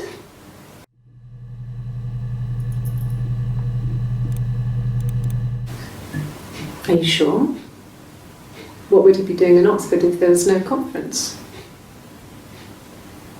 I remember calling him. He said it was boring and he spent most of the time at the bar.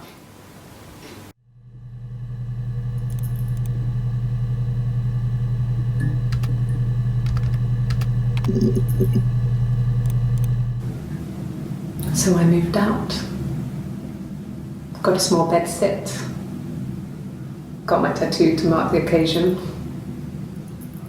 I was singing in a bar in the evenings, so I had some money, enough money to cover my rent. And I've been doing something similar ever since. I haven't put down any roots. I don't exist.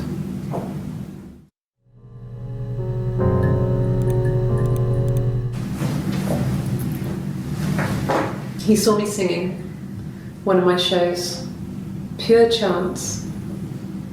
Not sure I remember what he was even doing there.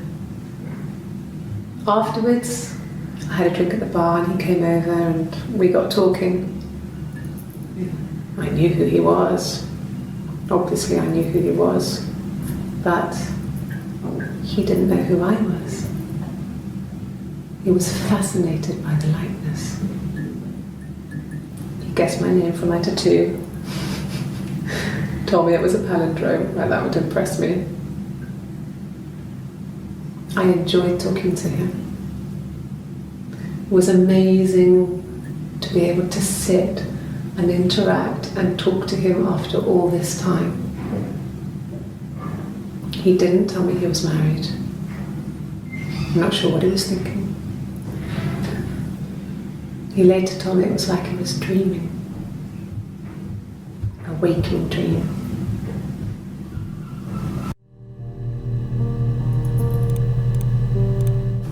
No. I told her it was one of my boyfriends, someone I had met in the bar. I think she was happy. But I could tell she was thinking, why couldn't it happen to her and Simon? They were the ones with the real life.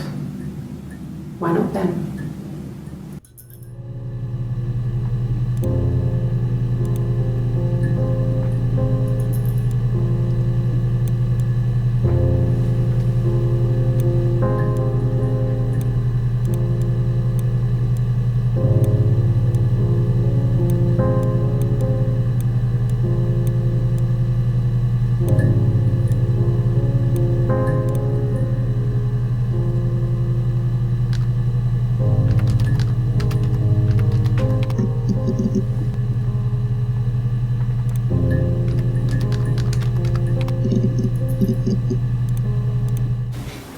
I haven't been into work.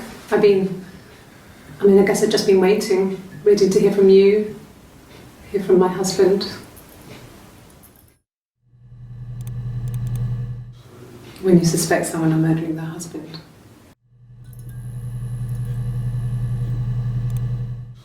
When you suspect someone of murdering their husband.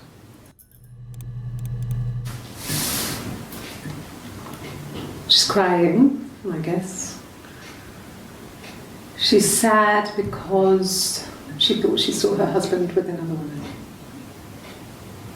But it's okay, because she finds out it wasn't her husband, it was his brother. And so it's fine.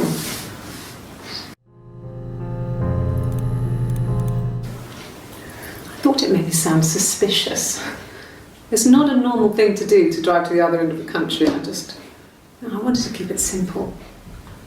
I know it was stupid not to tell you everything. Saying I spent the night in Glasgow when my husband went missing, I thought it would, distract you from what was important. It's different now. Now he's...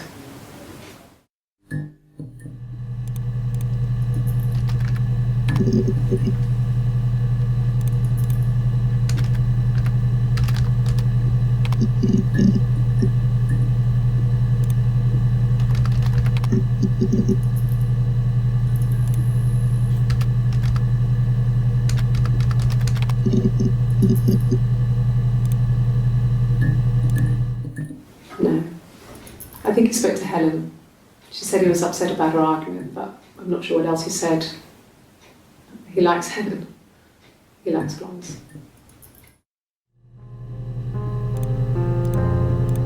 No. Yes, we have arguments, but he never runs off. He always comes back. We make up. It's always that way. Yes. He left after the argument. It was about 8 o'clock.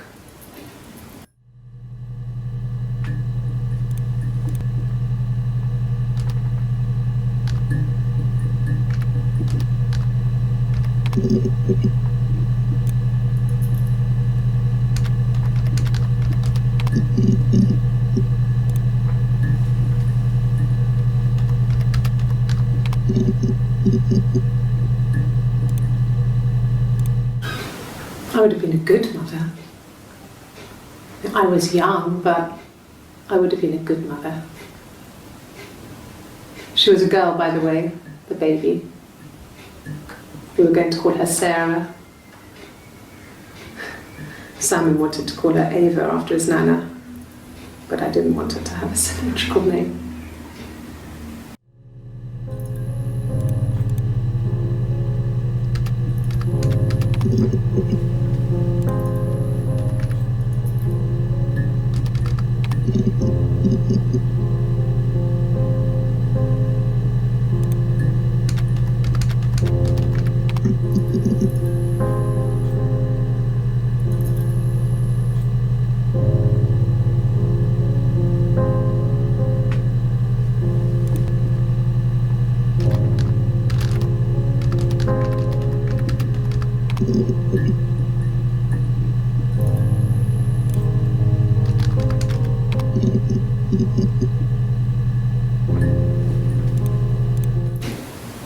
Twins? Really? Are you really asking me that question? Twins? Asking me? Are you really asking? Are you out of your mind? Twins?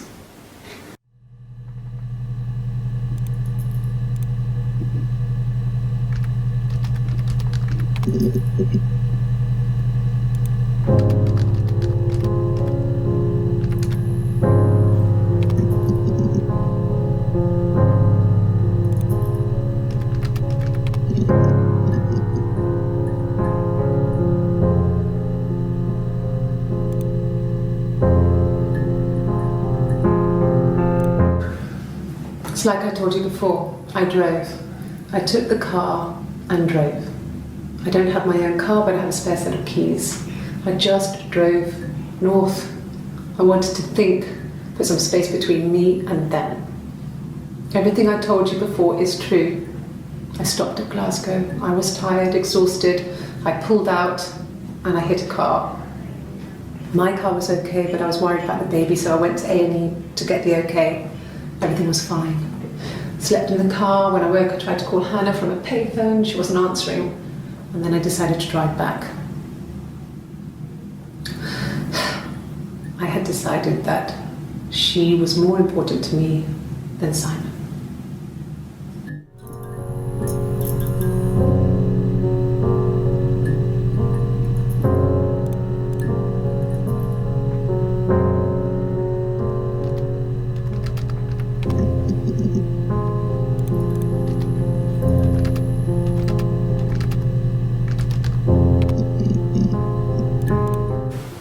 Oh, my tattoo. I got it to express my individuality. It's an apple and a snake.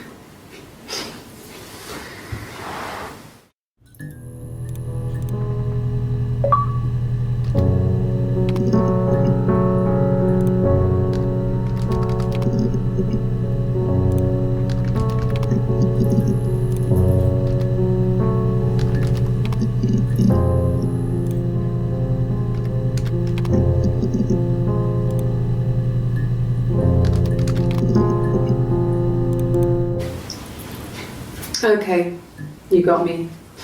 I'll confess. We were there. It was a dirty weekend. Simon was going to expense it, pretend it was a business trip. I used a made-up name. We stayed at the hotel, had room service, didn't leave the room, had a great view of the river, and you could hear the church bells. Like you said, it was very romantic.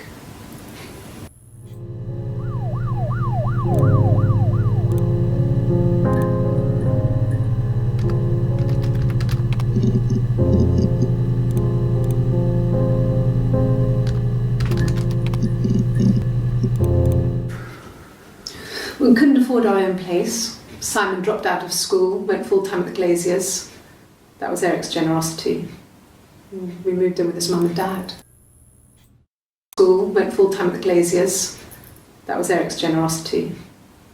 We moved in with his mum and dad. They had a spare room for us and the baby, if it came.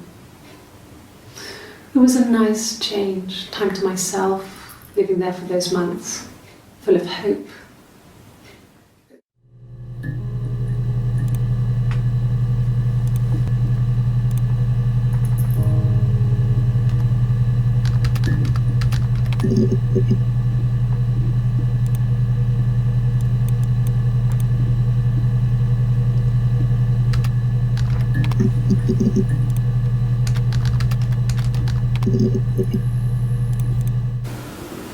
I did.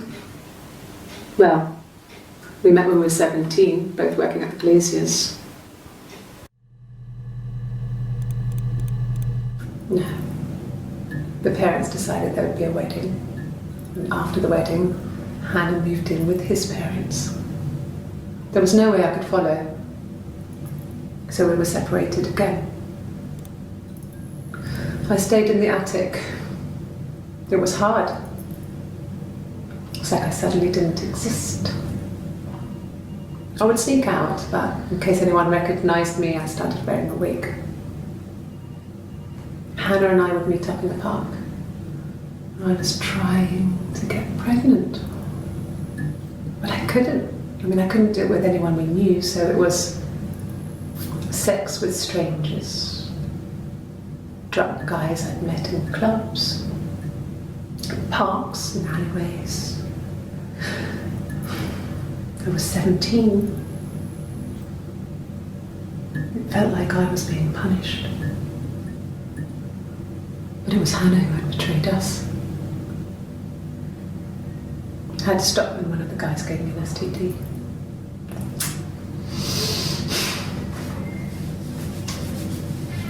When we met up, it was disturbing.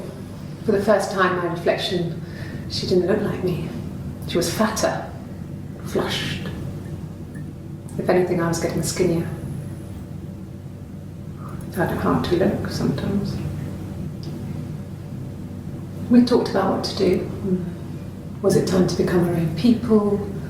That seemed like the right thing to do, but neither of us wanted it. We agreed that her and Simon would get their own place as soon as possible, and then I could move in. And that was the plan.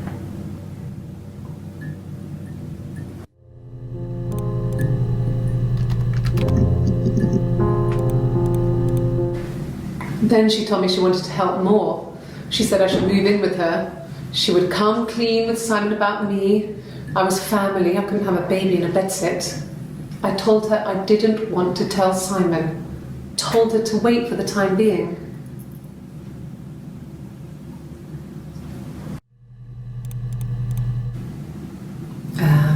When she went home, Simon had a birthday tea waiting. Afterwards, she told Simon about me, told him I was pregnant. She wanted me to move in with them, this sister he didn't know she had. She knew that instant. The look on his face. She knew.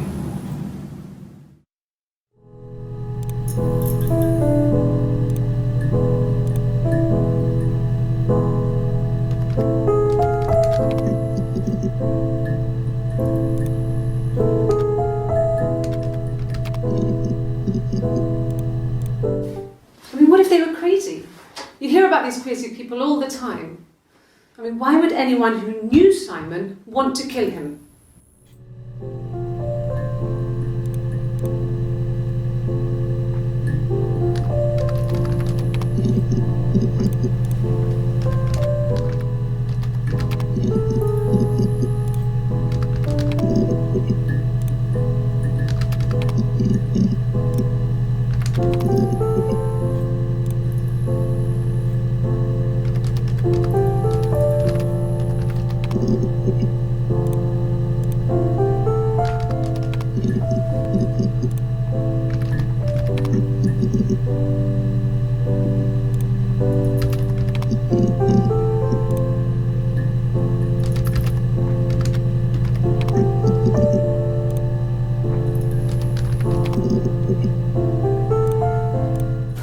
A wig?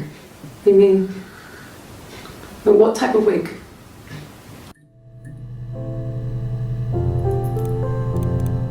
No, I've never worn a wig.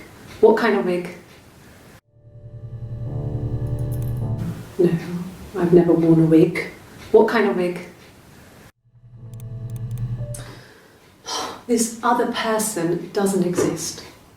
I don't know what the blonde wig is, but it could be anything. Have you looked at the cat flap?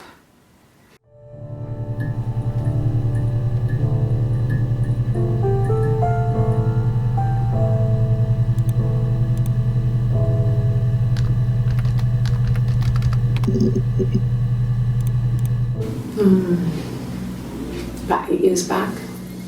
It was a present to myself. I shouldn't even be drinking coffee with the baby. It's been hard trying to give it up. I think they say you can have 1 cup.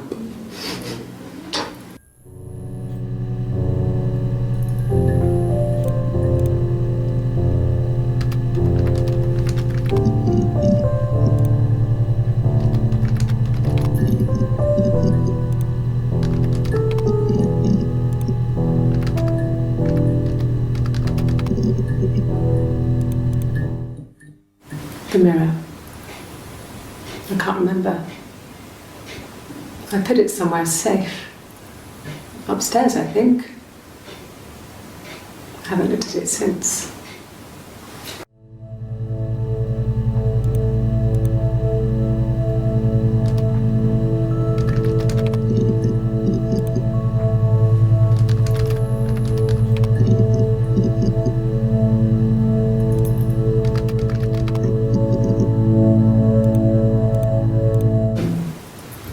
No, they were shut.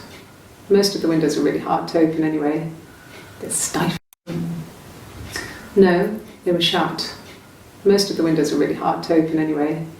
They're stifling in summer. They were painted over by my dad.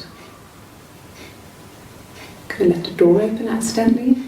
Or there's a cat flap in the back door.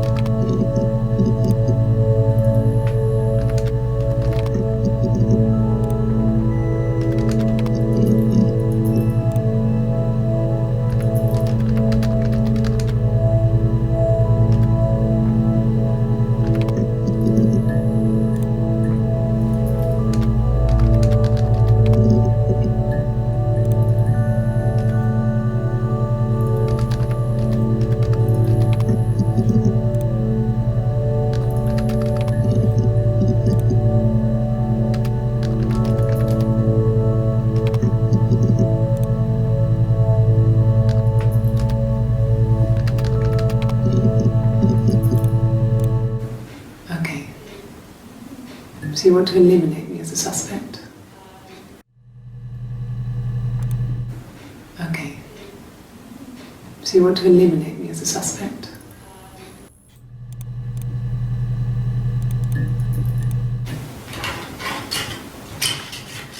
This is the 3rd day running you've called me in. I speak to Doug and Eleanor every day.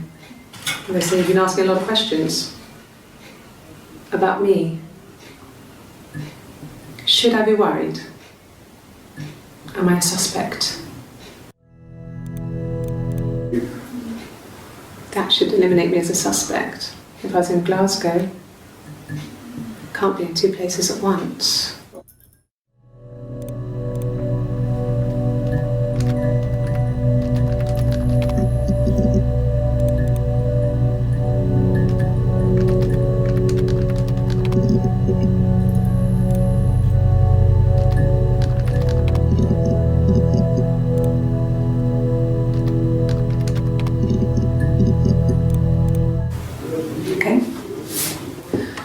There's a girl and she's staring out of the window. She's sad. She's trapped. She's here. She's looking out the window because her mother won't let her out.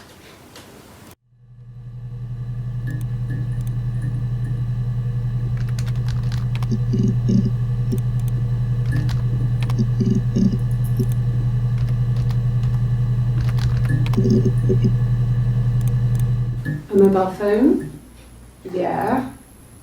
Well, they have one for the glaziers, but it's only for work. I can't remember the number. Oh, it's in the kitchen.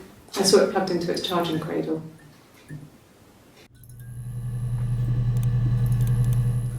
Sure. Yes, of course, if that would help. Will you phone the house to let me know when you want to come round? Then I can make sure that I'm there.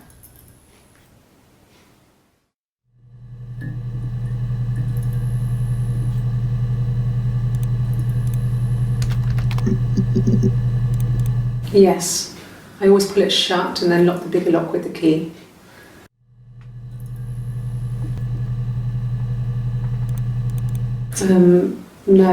No, I don't think it was. I turned the key, but it was already unlocked. And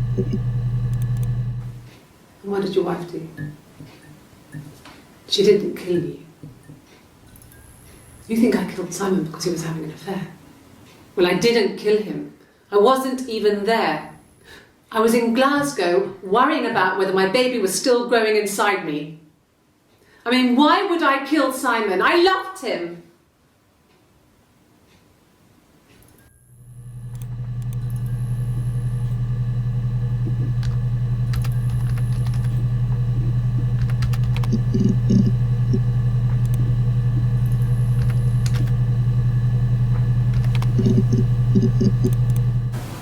No cat.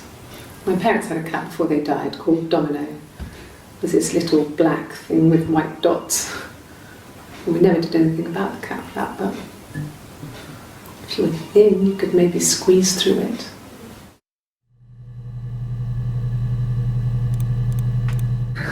We loved our cat, Domino. He had this little bell around his neck to stop him from killing birds in the garden. And we used to write each other notes and put them in the bell, and we could send them to each other. Mum found some of the notes once, and she thought I was just writing to myself because our handwriting was identical. And we had our own words for things, so she didn't quite understand them anyway.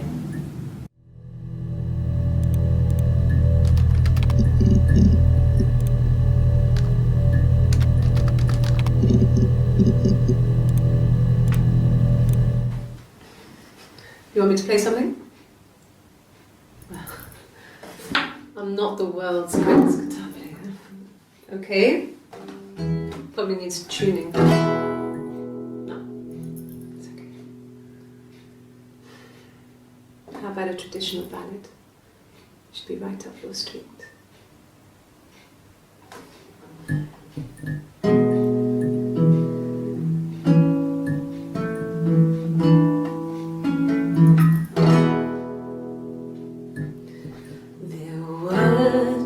Sisters came walking by the sea. Oh, the wind and the rain. The eldest one pushed the other one in. Oh, the dreadful wind and rain. So they both had a love for the captain's son. Oh, the wind and the rain, but he only cared for the youngest one. Oh, the dreadful wind and rain. Oh, the eldest envied her sister fair. Oh, the wind and the rain, with a pretty little face and her long blonde hair. Oh, the dreadful wind and rain. So she pushed her in and held her down. Oh, the wind and the rain watched her as she slowly drowned. Oh, the dreadful wind and rain. Oh, she floated up and she floated down. Oh, the wind and the rain.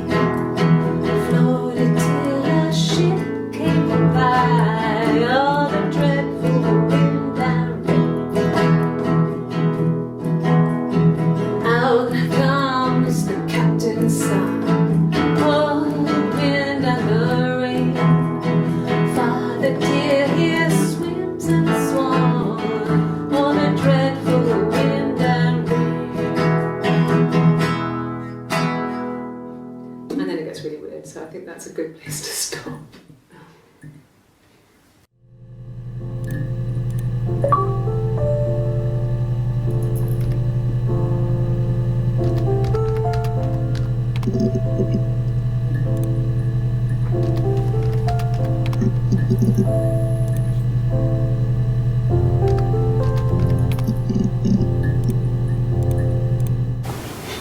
Simon's parents offered to put me out, but I didn't think it would be a good idea. It would be too sad. Not right now.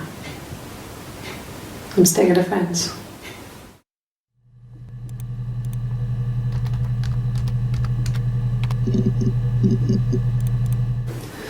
No, he was as shy as me. I asked a friend to ask him out for me. We had our first date at the Odeon in North End. We went to see Risky Business. I had on my one best dress. Simon paid. He bought me a Whisper, and I was worried about getting chocolate on my teeth.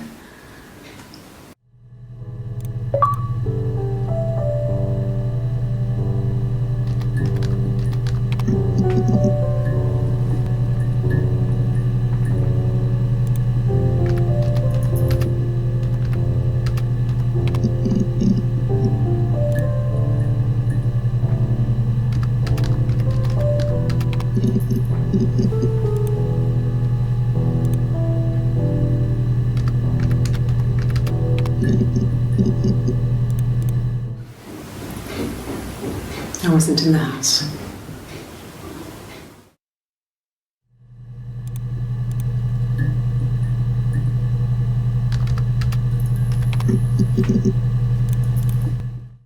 Yeah, I had to let myself in. The door locks if it swings too.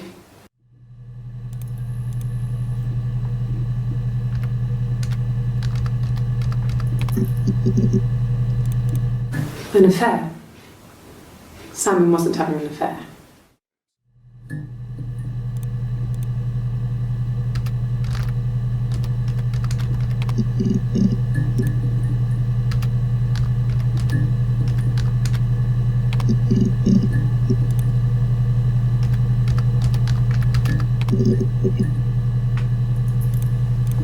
She sent him out the house, kicked him out, called me up, crying, and I went round.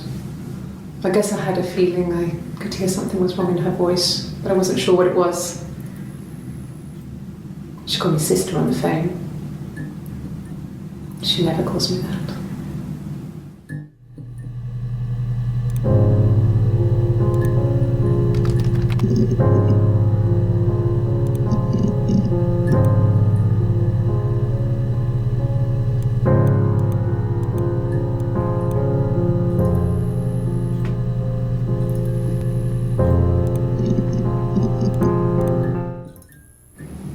My sister is gone,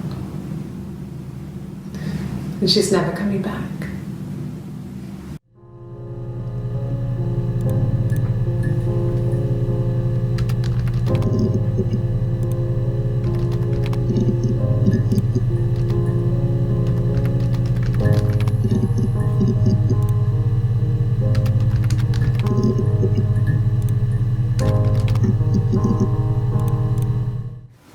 No, it's okay. The other detective has just gone to get me one.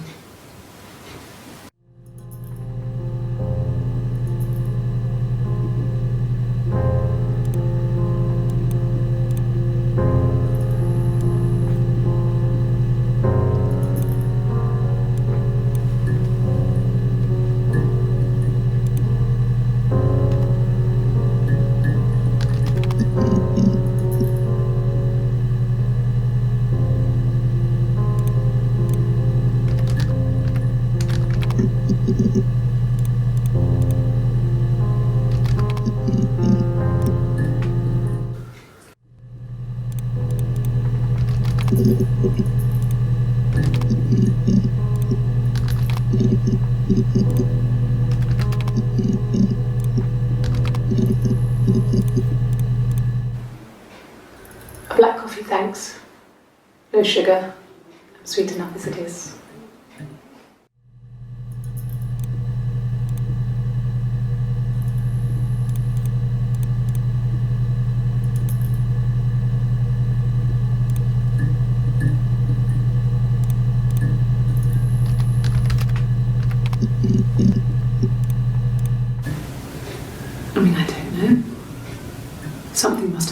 be on his way home. He could be hurt. I mean, why hasn't he phoned? I don't know.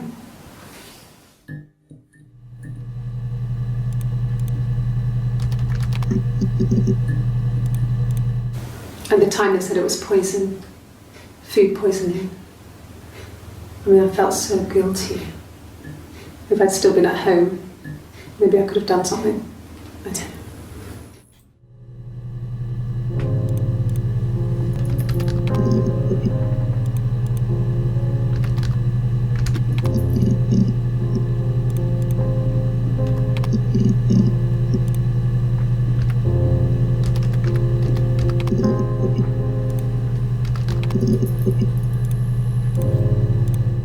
No. I'm not sure what strange would be, but he hasn't been acting odd. He's been busy at work, but nothing too stressful.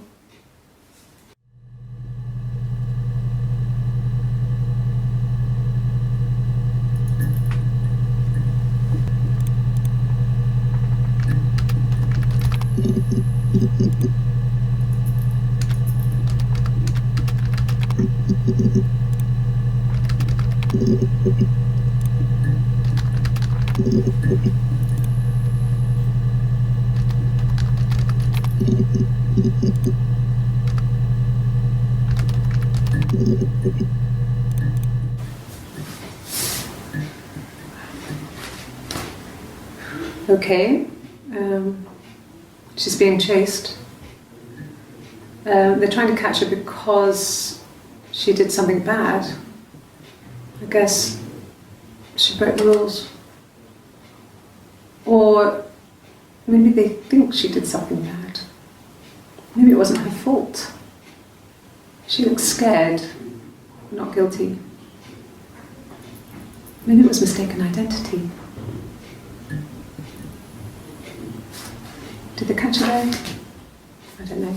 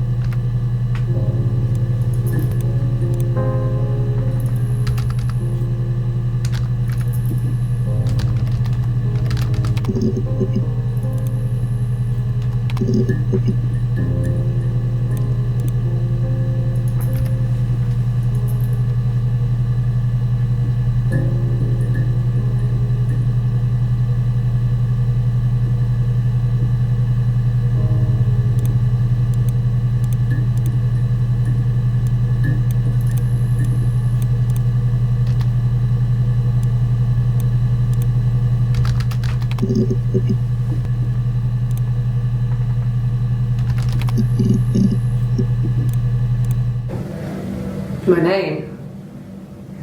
That was the only question I failed. Your lie detector works.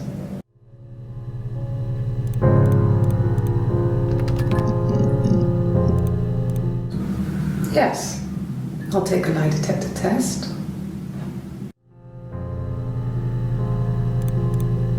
I've never taken a lie detector test before. Does it really work?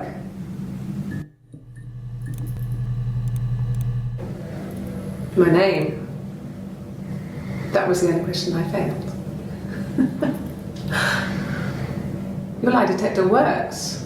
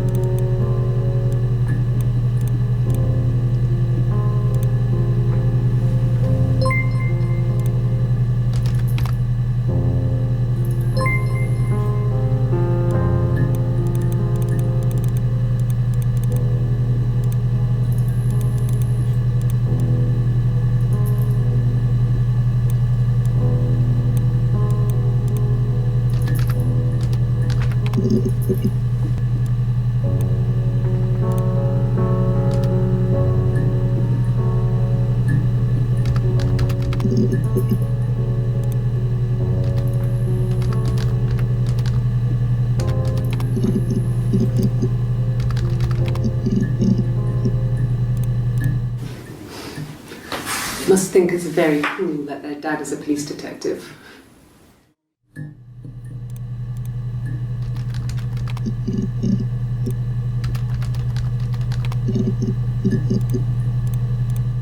Childhood sweethearts?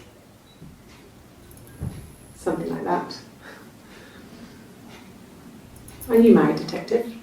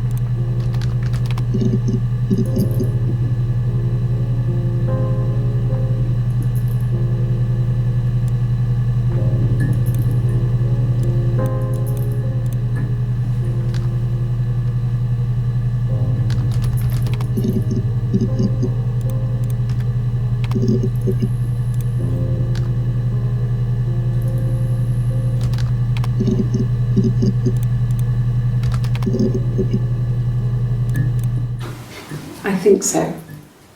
I mean, to get into our garden, we'd have to climb through other gardens. All the gardens back onto each other, so you'd have to climb over 1, 2, 3 gardens to get to ours. I mean, did anyone see anything? Did anyone see anyone come and go? An intruder?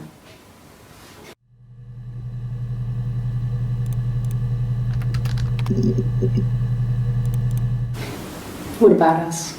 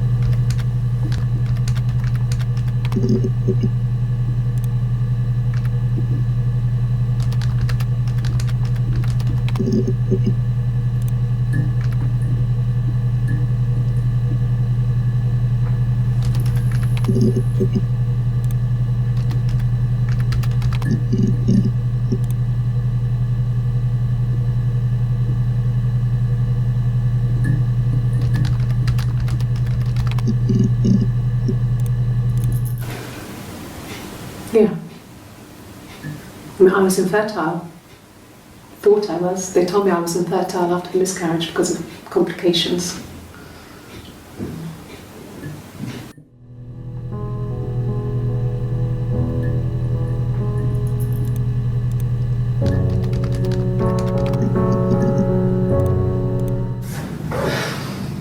I think it was that time, the first time at the house, in his bed, that I got pregnant.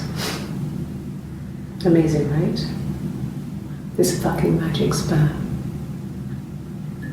And they say lightning doesn't strike twice. I didn't tell him. I missed 3 periods. I had pretty irregular periods anyway, but 3. I had always thought we were infertile. Both of us. I didn't tell him. Just waited. Hannah and I were meeting for our birthday, and I told her because I thought she would be happy for us both. I think she was.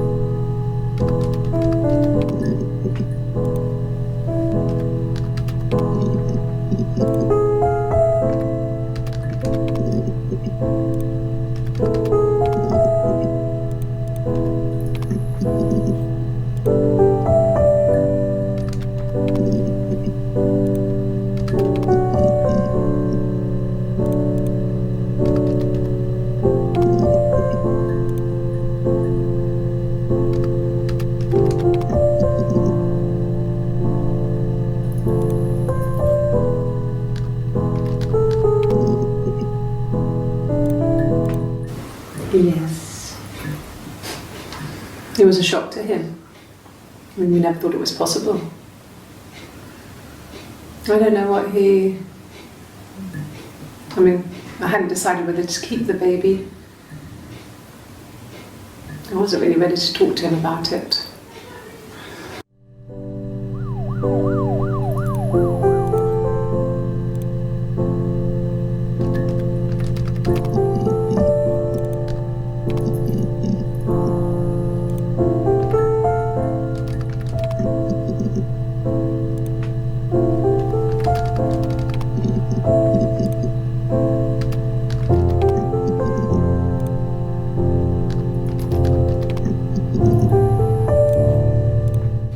Good, happy. I mean, ups and downs like any couple, I guess, but we've been married for over 10 years.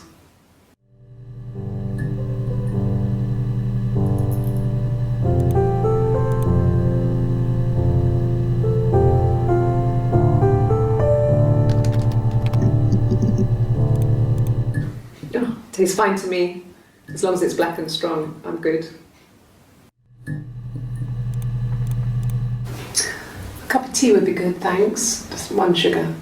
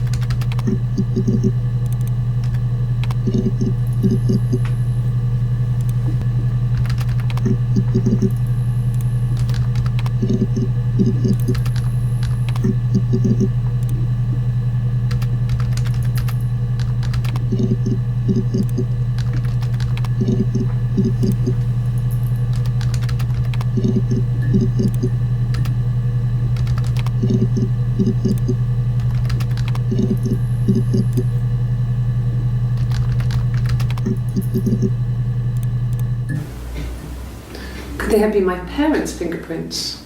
I'm not sure how long they last for, but is that possible?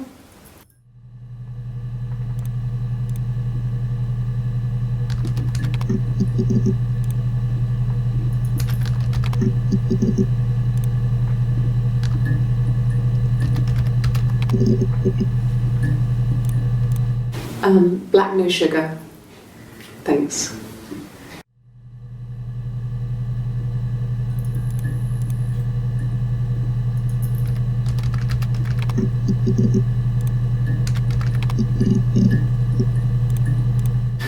Could I have a cup of tea?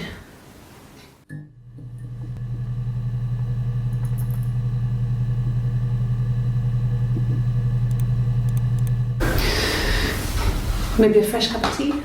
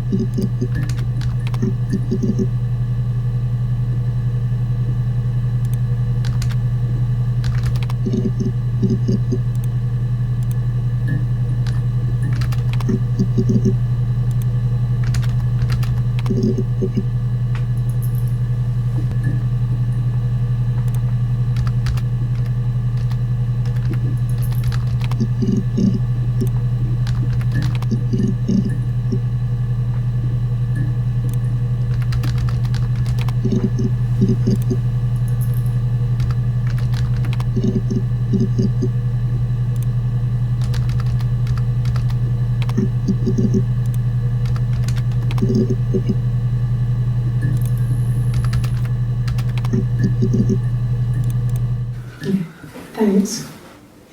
Please find Simon. I love him so much.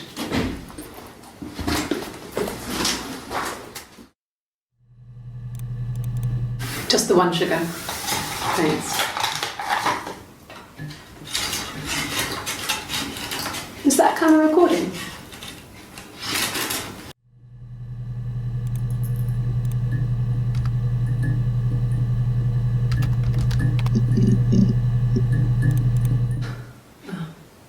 Coffee, I guess. Milk and sugar.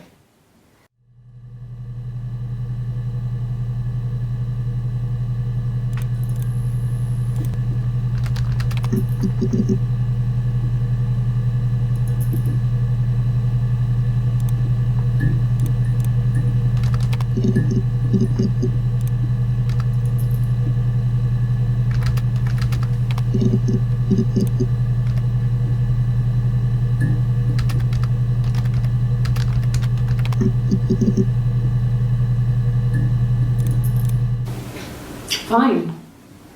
I've never had my fingerprints taken before. I once put my hand on the oven.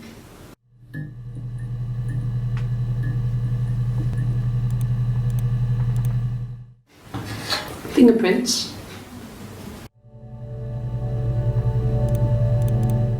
Yes, yeah. I would have cleaned them. I changed the sheets too. Were the fingerprints in all those places?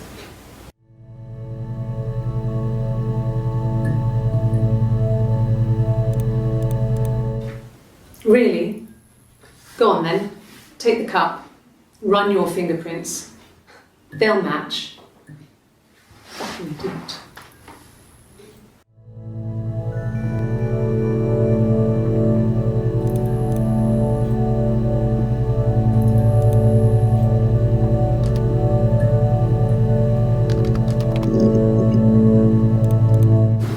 No. I mean, everyone loves Simon. He was so nice to everyone. He loves me.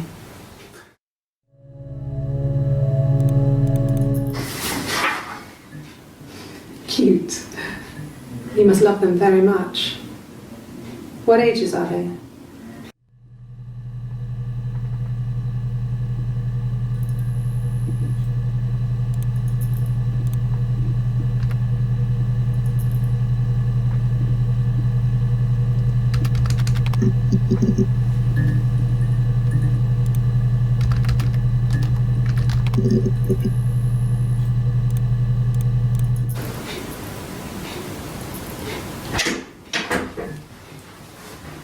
Is that camera recording?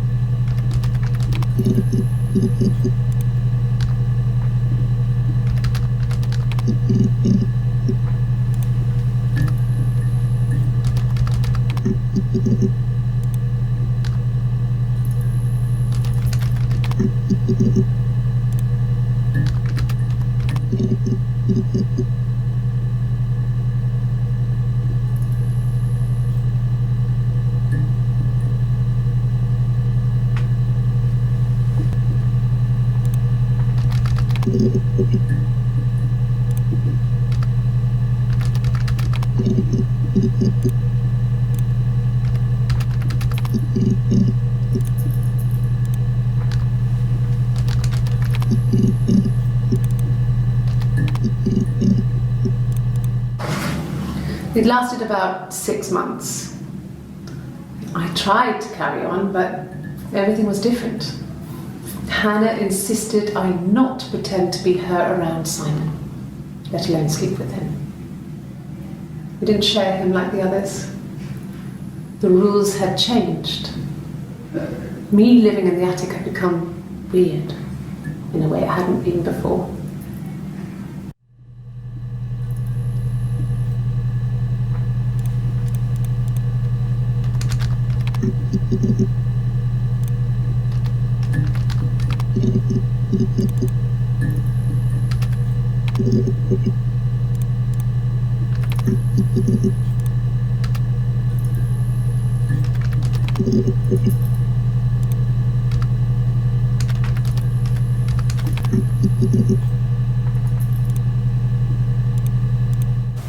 Hurt someone?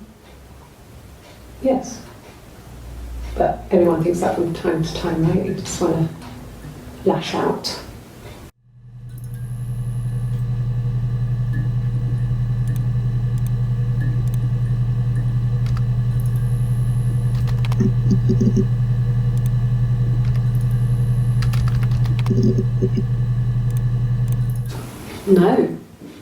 No, Simon didn't play guitar. He wasn't very musical. He liked to listen, but he was tone deaf.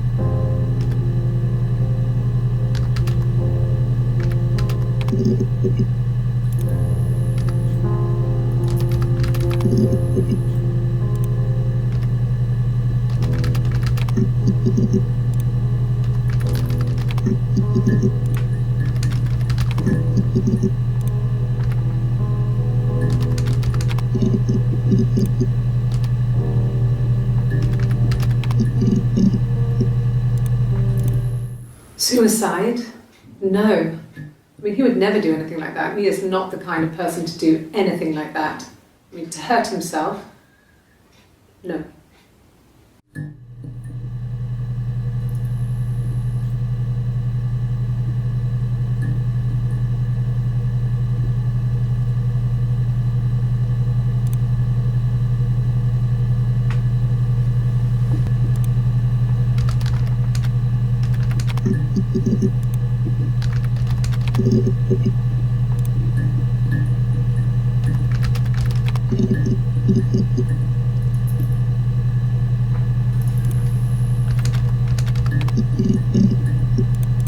Yes. Yeah, it's my guitar.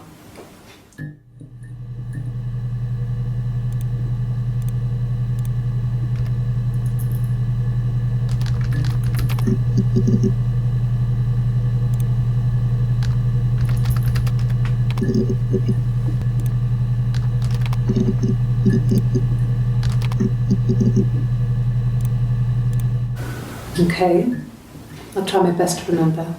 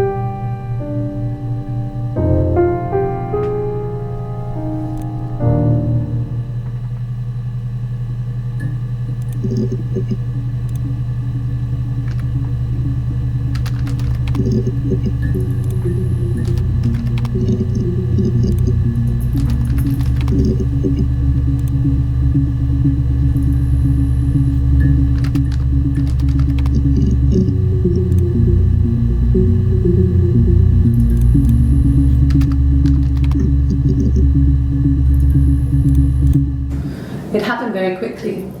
We hardly had to talk to each other. We agreed almost silently. The baby was what mattered. We'd help each other. We cleaned up. We bagged up the broken mirror, her clothes. They're gone. We took him down to the cellar. We knew we had an alibi, and we wanted the body to be found later. We wanted to have suspicion on us so we could then disprove it rather than have it linger. Better to keep the body in the house than risk being seen with it. The watch, that was my touch to make sure the alibi stuck.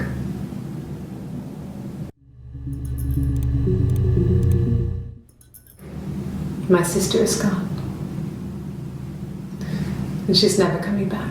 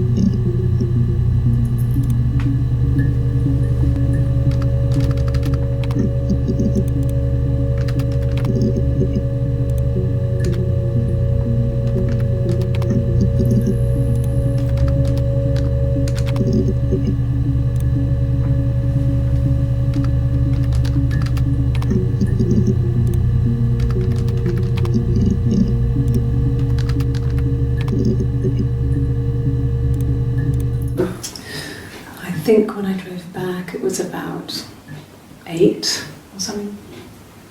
And I got back to the house about 3.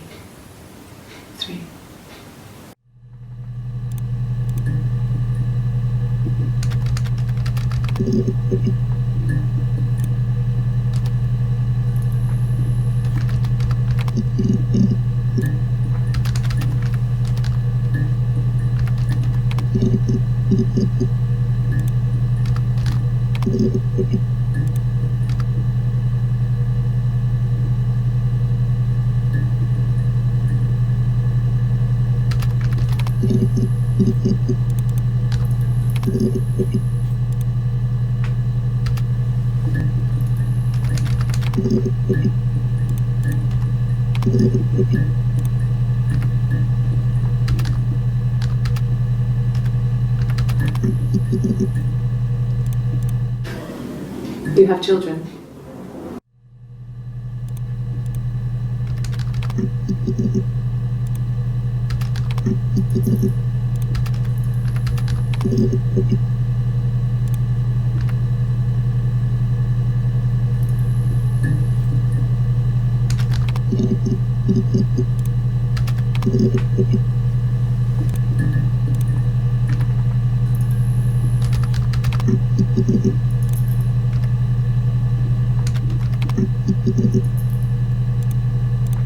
Ask the hospital.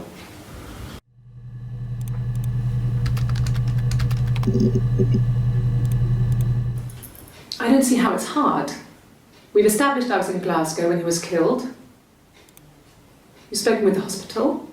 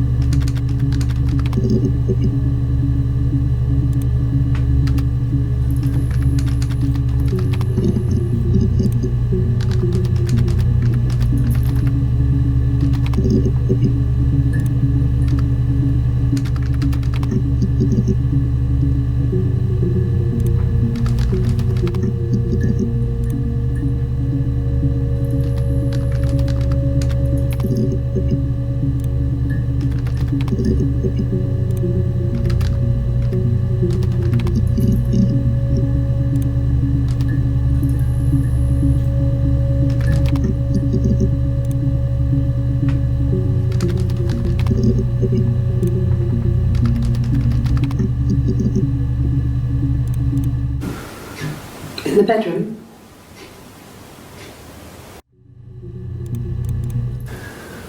That can't be right. In the bedroom?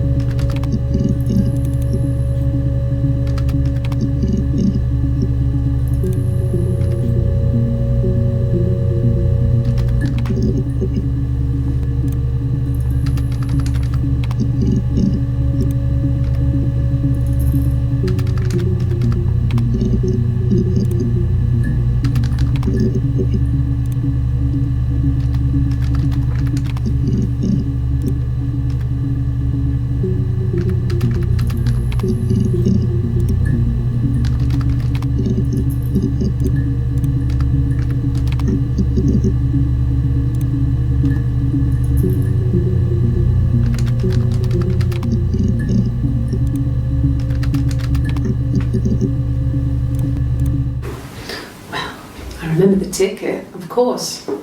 I paid it without telling Simon. Didn't want to get told off. And they put points on the licence.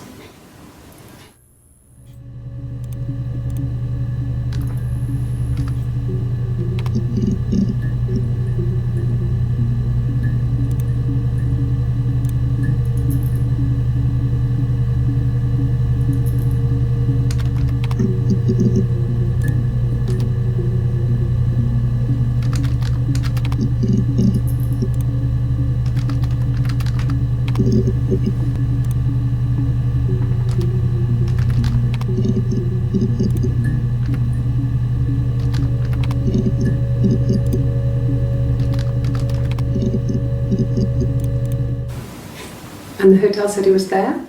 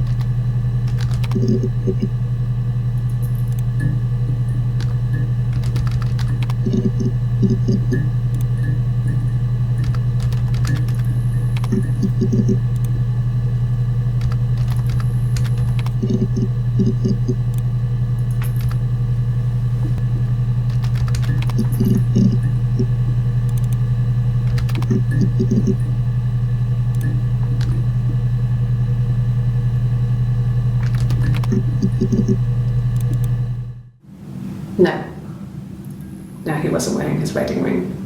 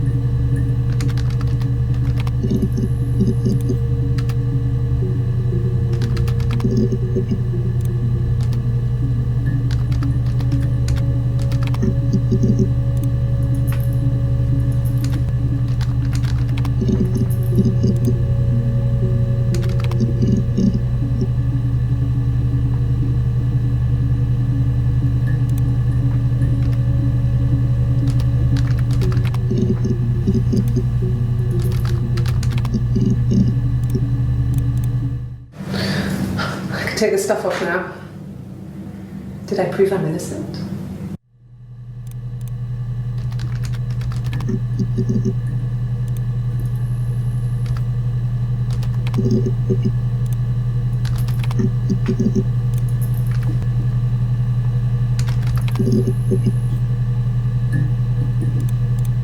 Sorry. Yeah, I get it. Yes.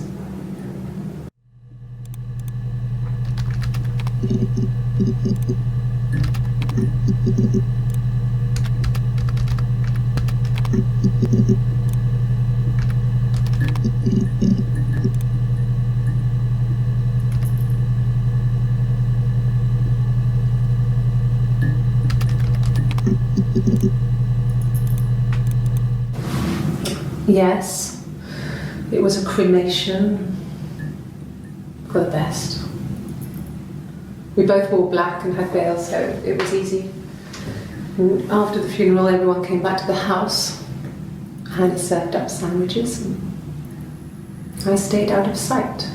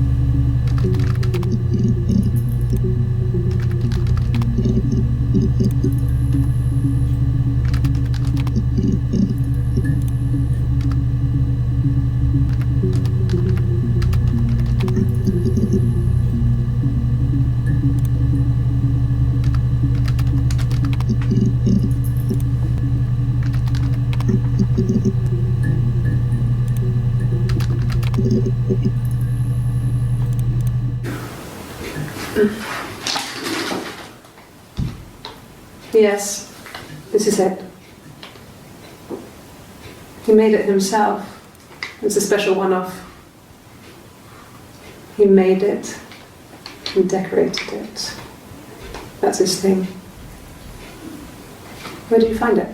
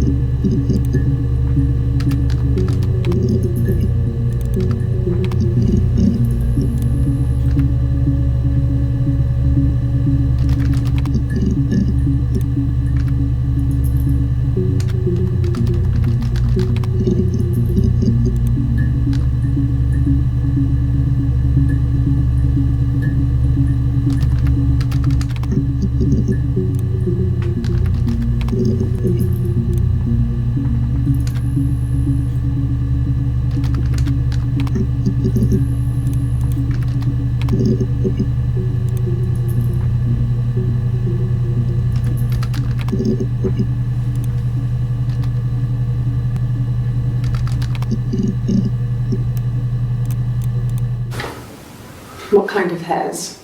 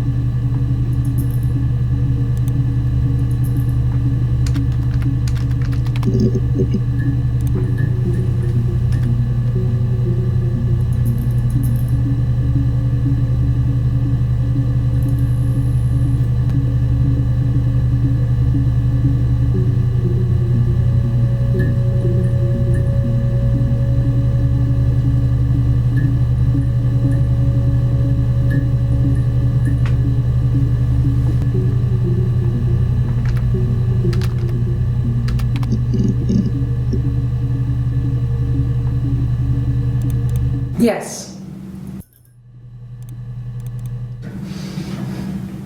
Yes. Yes. Yes.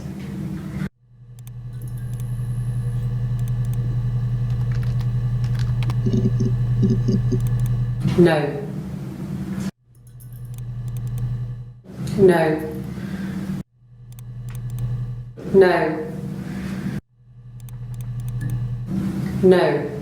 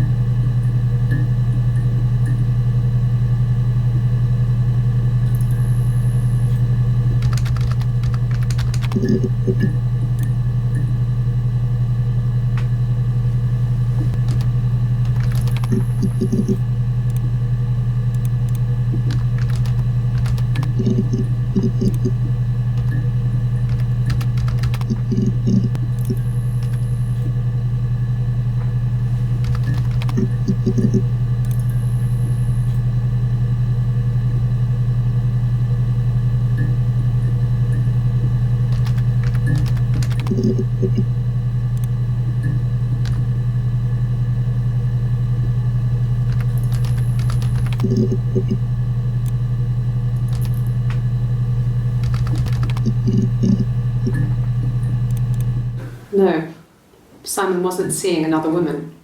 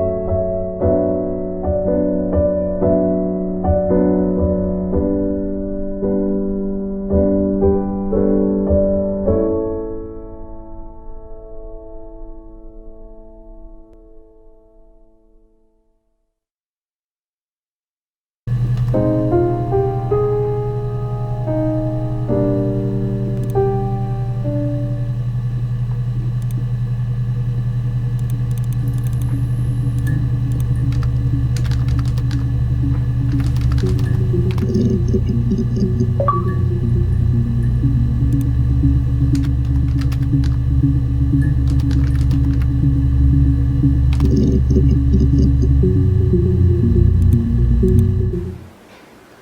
black coffee, thanks.